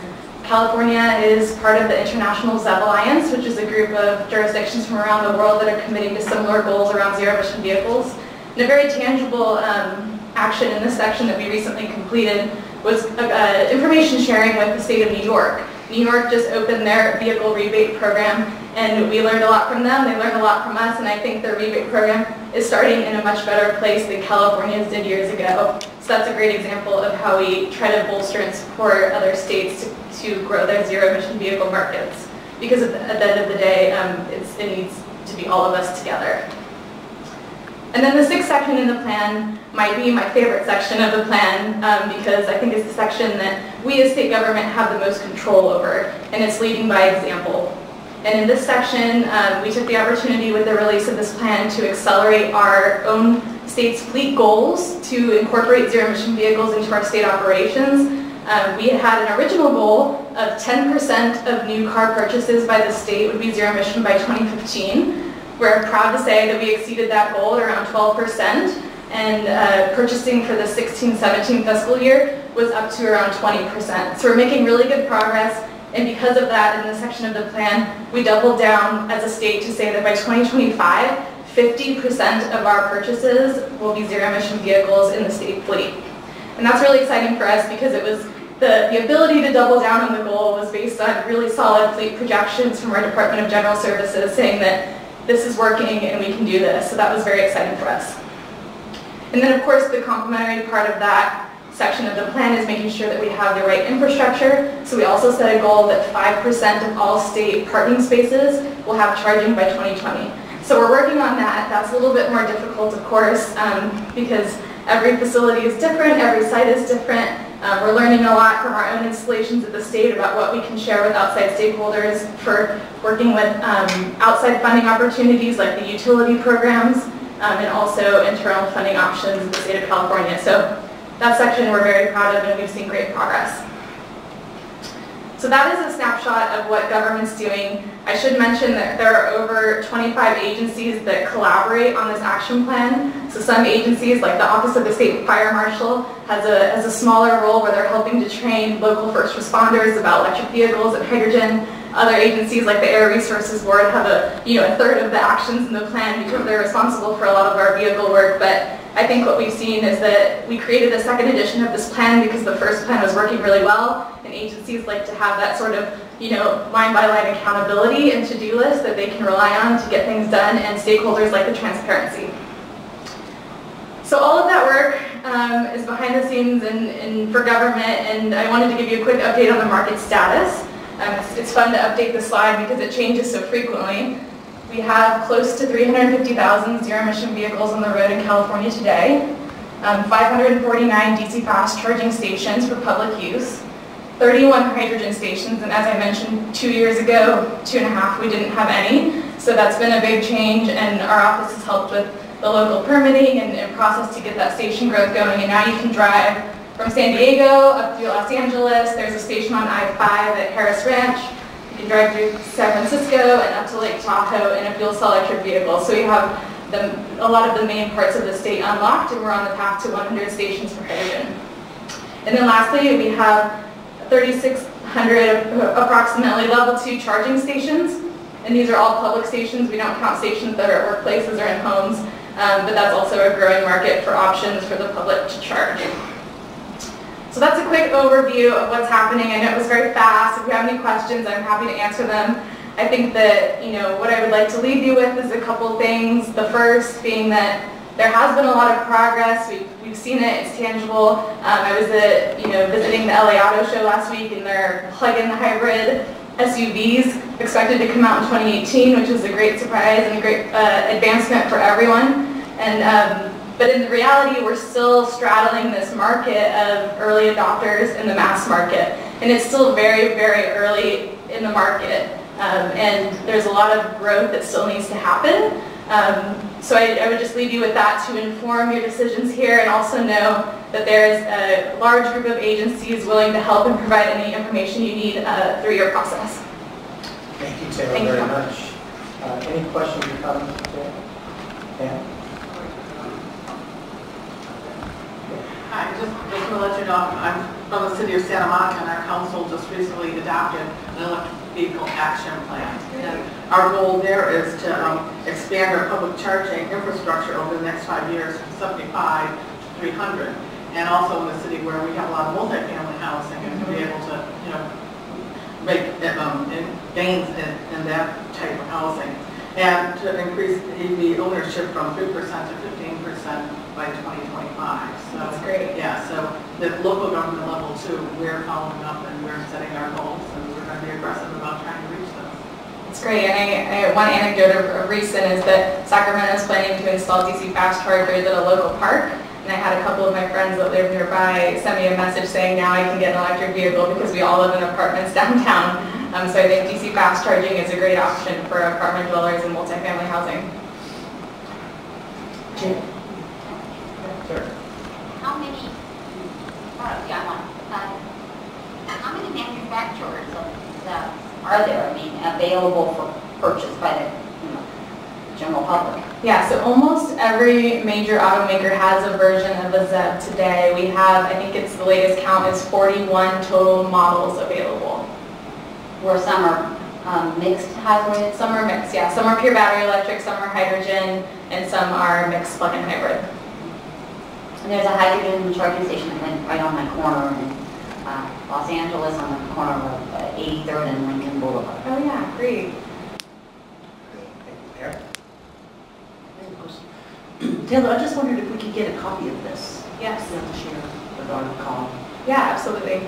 Absolutely. And there's a link to the action plan on one of the slides. Like I mentioned, it's a large document, but I think that our summaries of each section are pretty good, so hopefully that helps too. And also, on the Road Charge website, we usually post all the PowerPoints and everything. So, okay, that's good. Any other questions or comments for Taylor?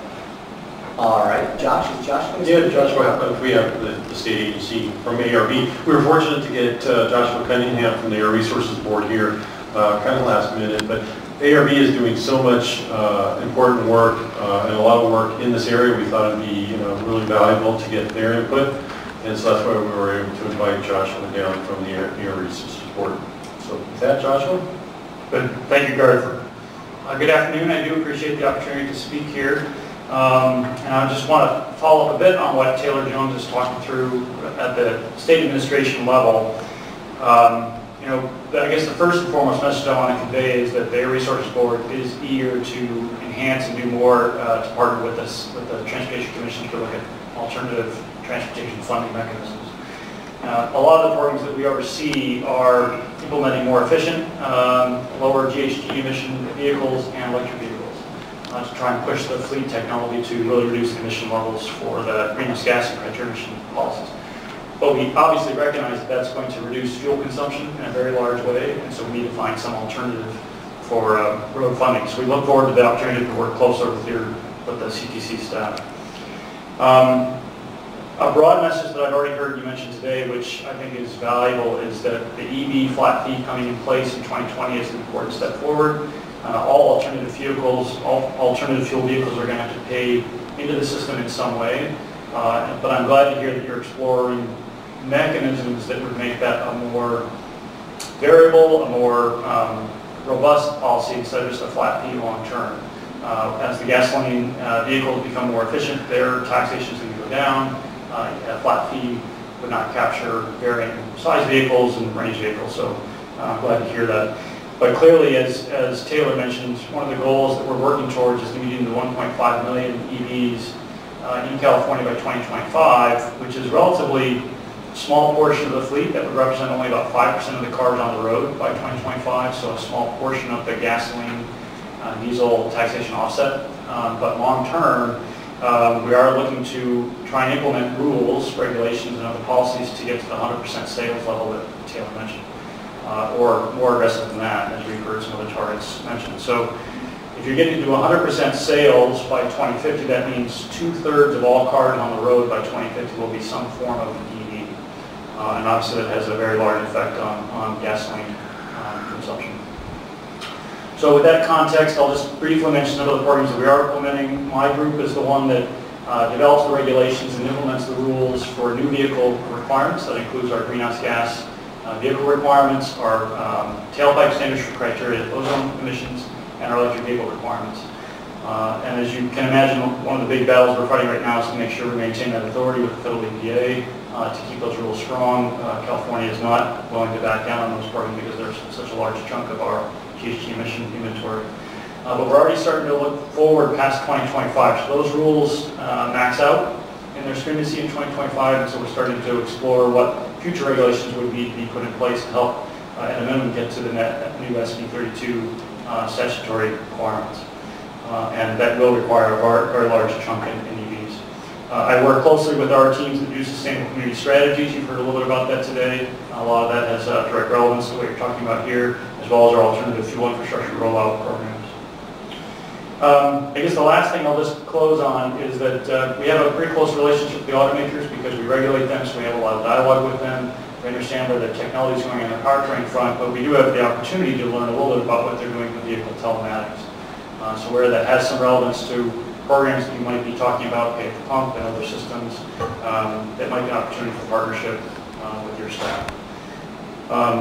And then on the next agenda item, I'm pleased to see you're talking about autonomous vehicles and ride-hailing applications. Certainly when you're talking about those technologies in fleets, that seems to be a very obvious place to start implementing some pricing mechanisms.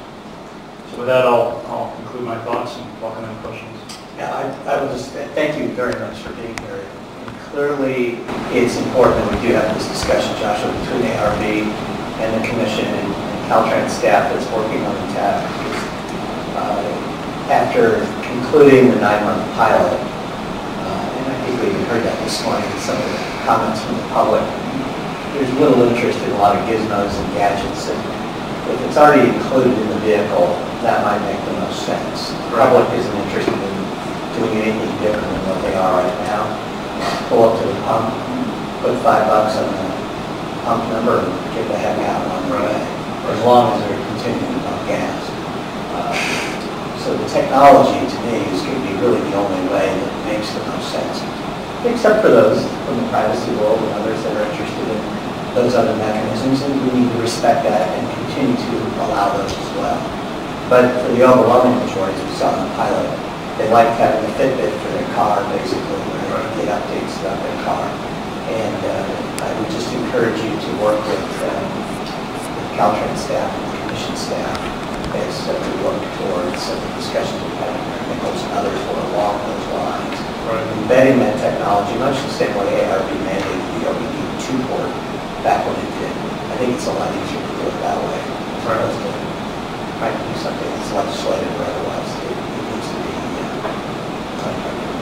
seamless to the consumer. Exactly. So we'll talk more on that.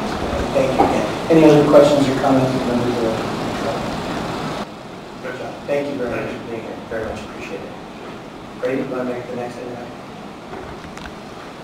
Well, and next we have Alan Jen from UC Davis, the Institute of Transportation Studies. We're able to invite him down here today to brief the TAC members on the study that was mandated in SB1, and it's something that, from a staff perspective, I think we should closely monitor throughout its work. So with that, Alan? Welcome. Thank you, and thanks to the committee for inviting me to speak this afternoon. So I'm Alan Jen, I'm a researcher at the Institute of Transportation Studies, as was mentioned. So we've been talking about this part of the SB1 $100 annual registration fee for electric vehicles starting in 2020.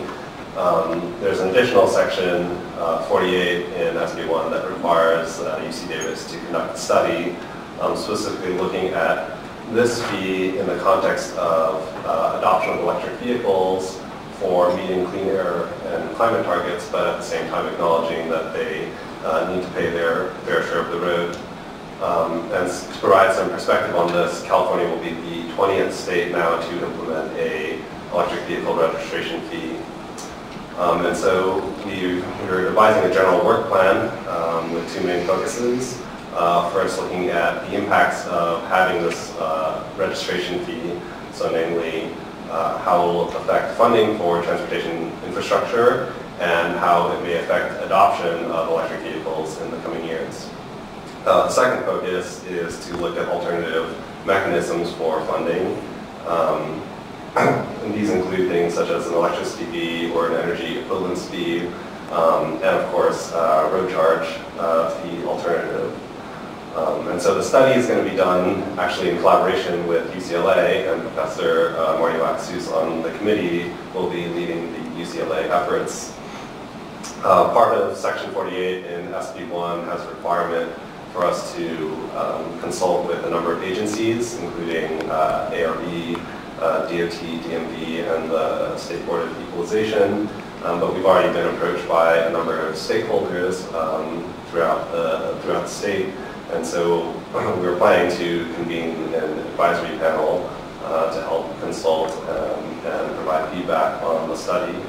And so if anyone is here is sort of interested, we think that there is a lot of expertise that sort of lines up, and so feel free to contact me about that. We're hoping to convene the first meeting early next year. Yeah, and so that's basically a short summary of what we're going to be doing with the study, and it's starting to undergo way right now. And so if anyone has any questions about that, I'd be happy to take them. Questions for him? Well, very much appreciate what you're doing and being cognizant of what this is all about too, and how that ties into autonomous vehicles going forward. Yes, I think that the road charge funding mechanism will play a pretty important role in the study, and so it'll be good to coordinate with this committee and other experts on this topic. Well, thank you. A regular part of the agenda. Thank you. All right. Thank you very much, Alan, for being here. Any other questions or comments? All right. Which license is going to come up here? This is Branson. It's got to catch a plane. So let's go to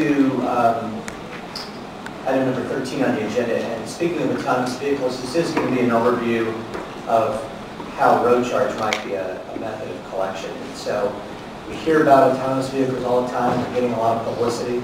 And as I mentioned earlier, they're going to be moving from kind of the testing stage to the implementation stage in the near future. And given the fact that they're loaded with already a bunch of technology and telematics, it might make sense that we would use an AV vehicle, that system, to be based on road charge as a replacement for gas tax. So those vehicles from the beginning could actually be paying by the mile. So I want to thank Stephanie Doherty, who's here today from CalStat, California State Transportation Agency, to kind of provide us an overview on what California is doing and developing AV regulations. So thank you, Stephanie, for being here. Good afternoon. Thank you very much for the opportunity to share some information around the work that's been happening over the last few years in California as it relates to the regulation of autonomous vehicles.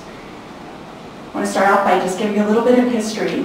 Legislation passed back in 2012 requires the Department of Motor Vehicles to adopt regulations that establish requirements for manufacturer testing of autonomous vehicles on California public roads, as well as the public use or operation of autonomous vehicles on California roadways. The legislation also included a California-specific definition of an autonomous vehicle. Namely, that's a vehicle that has the capability of operating without the active physical control or monitoring of a human operator. So for those of you who are familiar with the SAE levels, this equates to an SAE level 3, 4, or 5 vehicle. A vehicle that can either for a portion or the entirety of its trip operate without the intervention or supervision of a human driver. The legislation also was clear to define what is not considered to be an autonomous vehicle in California, and that really correlates with the type of advanced driver assistance system features that you see out in vehicles today. So perhaps a lane keeping system, adaptive cruise control, blind spot detection and warning, etc. So in coming up with a strategy as to how to approach regulation of autonomous vehicles, the Department of Motor Vehicles decided to break the regulatory work into two distinct packages. First, testing of autonomous vehicles on public roads, and then second, the public use.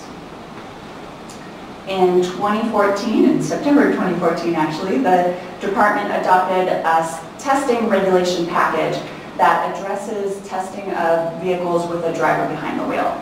And those regulations essentially set out a permitting process where manufacturers attest to the department that they've met a set of requirements and receive a permit to begin testing on public roads. This slide gives some examples of some of the requirements that a manufacturer must meet. So for example, they must have $5 million in financial responsibility. They're also required to have a test driver seated in the driver's seat during testing. And because those test drivers effectively act as a safety driver to monitor the safe operation of the test vehicle, also to be available to take over in the case of an emergency or an unplanned circumstance, those test drivers have to be an employee, contractor, or designee of the manufacturer. They also need to have a clean driving record, and they also have to have completed a training program that's administered by the manufacturer. So that way they have a good sense of the type of system that's being developed, its current capabilities and limitations, and how that knowledge as they're out on the road.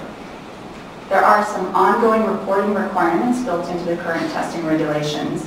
A manufacturer must report a collision within 10 days of its occurrence to the Department of Motor Vehicles. And then on an annual basis, they provide a report to the department of unanticipated disengagements. So these are essentially instances in the testing process when there's an unplanned failure of the technology, or perhaps the test driver opts to take control of the test vehicle because they felt it was important for the safety of the vehicle or other road users.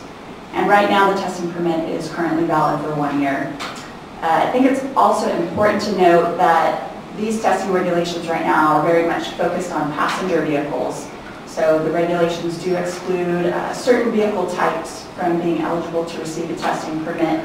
That includes commercial vehicles, large vehicles with a gross vehicle weight over 10,000 pounds, motorcycles, a few other vehicle types as well.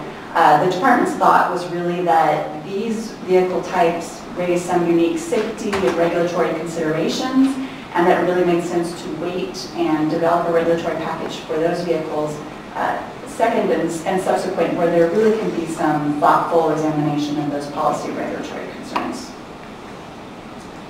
So as I said, the regulations have been in place since 2014. We're currently at 44 manufacturers approved to test, although I would say that number tends to change on a daily basis. And you can see from looking at this slide that it ranges from established automobile manufacturers to auto component suppliers to software companies, as well as startups and new entrants to the market. Collectively, these permit holders represent a little over 300 test vehicles and a little over 1,100 test drivers who are authorized to test in California. And now, so that's testing, we turn our attention to deployment. The department is currently in the process of a rulemaking to both allow for testing without a driver on public roads, as well as to allow the public use of autonomous vehicles. So that might mean purchase, lease, use of an autonomous vehicle as a transportation service, otherwise making that vehicle available outside of a testing program.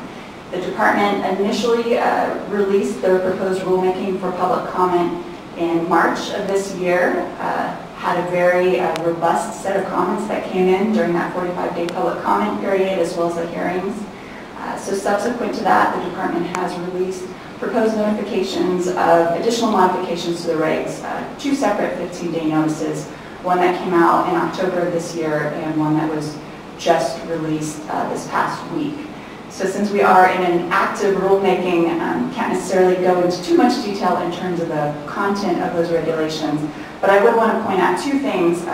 One is that this regulatory package very much recognizes that responsibility for motor vehicle safety and equipment rests with the National Highway Traffic Safety Administration. So those regs are really trying to adhere to that traditional division of responsibilities where the federal government is responsible for vehicle safety and states are responsible for functions such as licensing drivers, registering vehicles, enacting and enforcing traffic laws. And the regulations do have several certifications that are associated with the vehicle's ability to safely operate on public roads. Those include a certification that the vehicles meet federal motor vehicle safety standards, and also that they are designed to comply with state and local traffic laws. So that rulemaking package is currently in process, and the department's target is to have that regulatory package completed next year, sorry. And with that, that's a broad brush overview of where we are on the regulatory process. I do think, like a lot of people in the room probably, we are very excited by the potential of autonomous vehicles to enhance roadway safety, to increase mobility, potentially achieve some environmental benefits. So it's very exciting to be part of this policy-making process for autonomous vehicles. Well, thank you very much, Stephanie. Steve? Just a quick question. So what happens, so if next year you release the final regulations for ADUs, what happens after that? So at that point, when the regulations are in place, the manufacturer would be able to come to the department and to apply either to put a driverless test vehicle out or to actually make the vehicles available for public operations. So they would come, apply to the department, receive a deployment permit. That potentially gives them the discretion to roll out that technology in whatever way is appropriate for their business model. So it might be sale, it might be lease, it might be some type of an autonomous vehicle taxi service. Okay, and there's no automatic or necessary further regulatory or government action at that point for a while? I think we're cognizant that anytime we're regulating an emerging technology, that there will be the need for periodic reviews, revisions of the regulations. So I definitely don't think we're looking at it as a check the box, we're done, let's move on to the next initiative. I think we anticipate that we will be doing that constant monitoring and potentially adjusting. And then we also do know that we'll want to pursue some regulatory activity and even starting conversations around regulation of commercial vehicles, since right now we're very much focused in the passenger vehicle arena. Any questions? So I'm also following AV regulation and legislation at the federal level. And so my first question to you is just curious how how you feel, or how you guys have seen the preemption provisions in the federal legislation. I know that there were a number of municipalities that were especially, that I talked to, that were especially concerned. They got some changes, but I'm curious. But I don't know very much about where the state of California, per se, had been weighing in on the scope of the preemption. And from my organization's standpoint, one of the really important parts of how you're going to regulate or oversee AAVs is both in terms of security of data transmissions, because there are going to be a lot of sort of hub communications for upgrading, patching problems. It's all going to be sort of a giant beta test for a while. And then second, from a privacy perspective, since all of the data that is collected by an AV for operational purposes is also an enormous amount of data about both the world and about people, and which companies will have it. It's a very strong incentive to monetize, and law enforcement will have a strong incentive to gather or use for all sorts of unrelated purposes. So I was just wondering how you see sort of the disparate roles of the states and Congress in this area, and also even the municipalities. That I know that the smart city people that I talk to are also really, they want that data. I don't know what happened, but they want that data. So. Yeah, we're certainly aware and tracking the legislation that's occurring at the federal level as it relates to preemption. Don't necessarily have an official position at that time, but it is something that we are, of course, continuing to monitor and evaluate how that might change our regulatory approach moving forward should action occur at the federal level. I think within the DMV and its regulatory process, there's been certainly consideration to the privacy and security issues that are raised with autonomous vehicles. Built into the regulations themselves are certain provisions and requirements around disclosing to owners, passengers, what information vehicles are collecting that's not necessary for the safe operation of the vehicle, and certainly either requiring that disclosure and in deployment even an informed consent where someone would need to opt in to having that information collected. That's what's being contemplated, either an opt-in or anonymizing the information so it's not capable of being tracked back to an individual owner-operator. Any other questions or comments? Thank you so much for being here again. Appreciate it. We're going to do what we can to see how we connect autonomous and road charge. There might be some potential legislation. Thank you. All right. With that, then, something was brought to my attention a little bit ago, thanks to the watchful eye of one of our members. We voted earlier on item 11.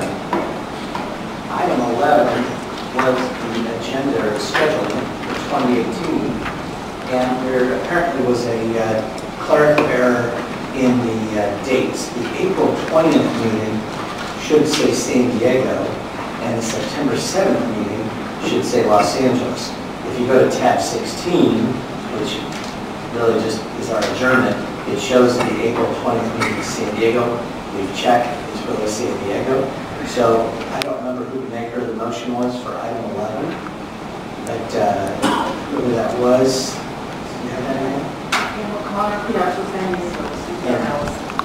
And Mayor Alice was the seconder?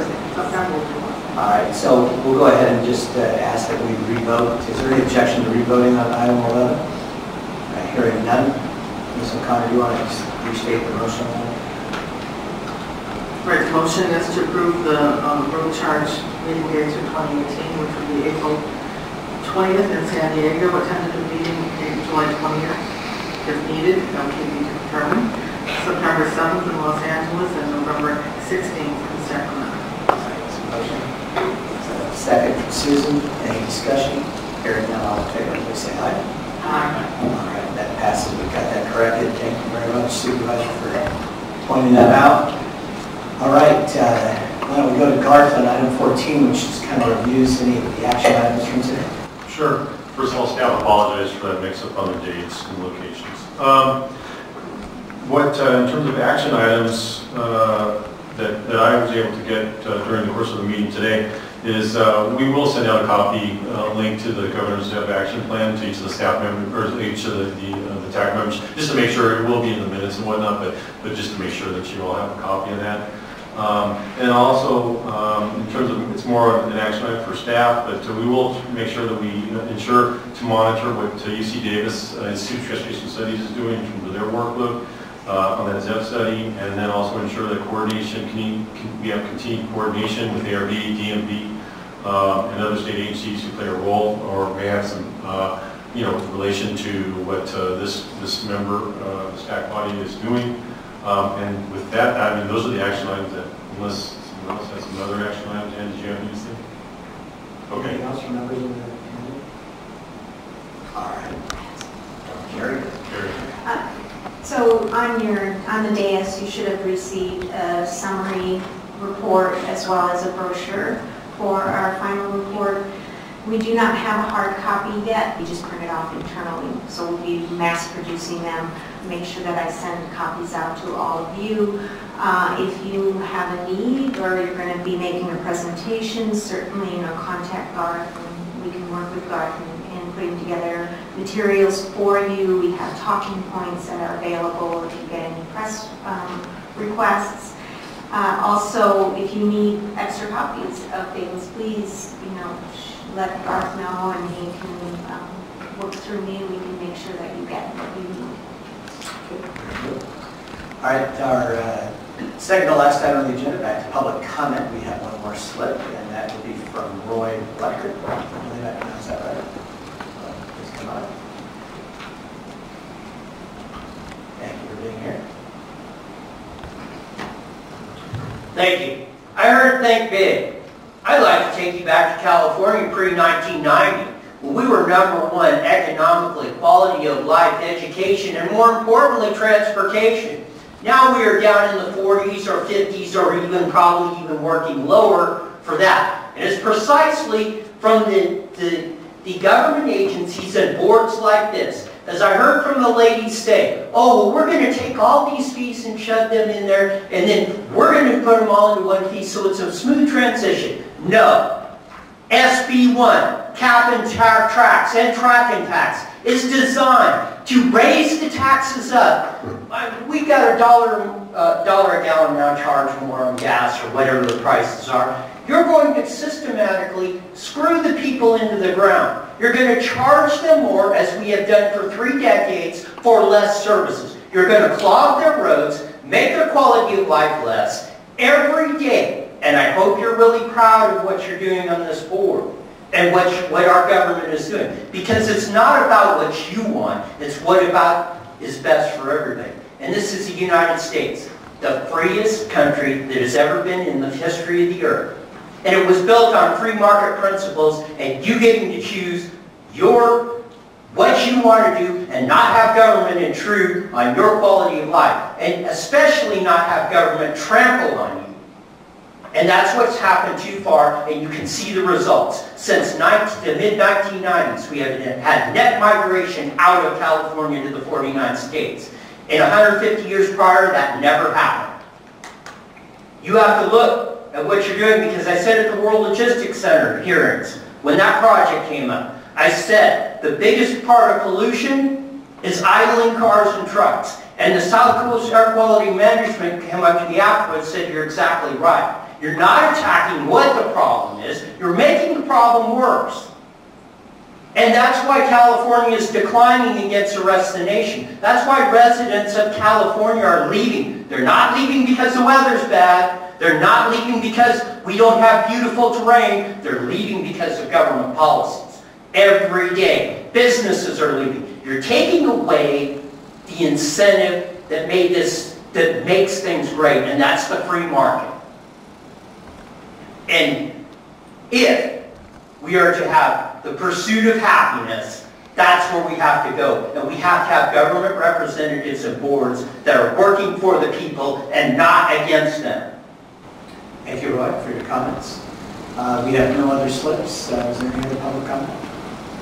All right, hearing none.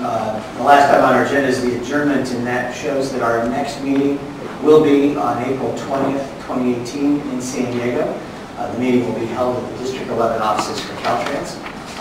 To the committee members, thank you so much for being here today. If you have any questions or issues regarding TAC or any other road charge issues, give Garth Hopkins a call. And again, I just want to thank the public for being here today, and the good comments that we had. And at this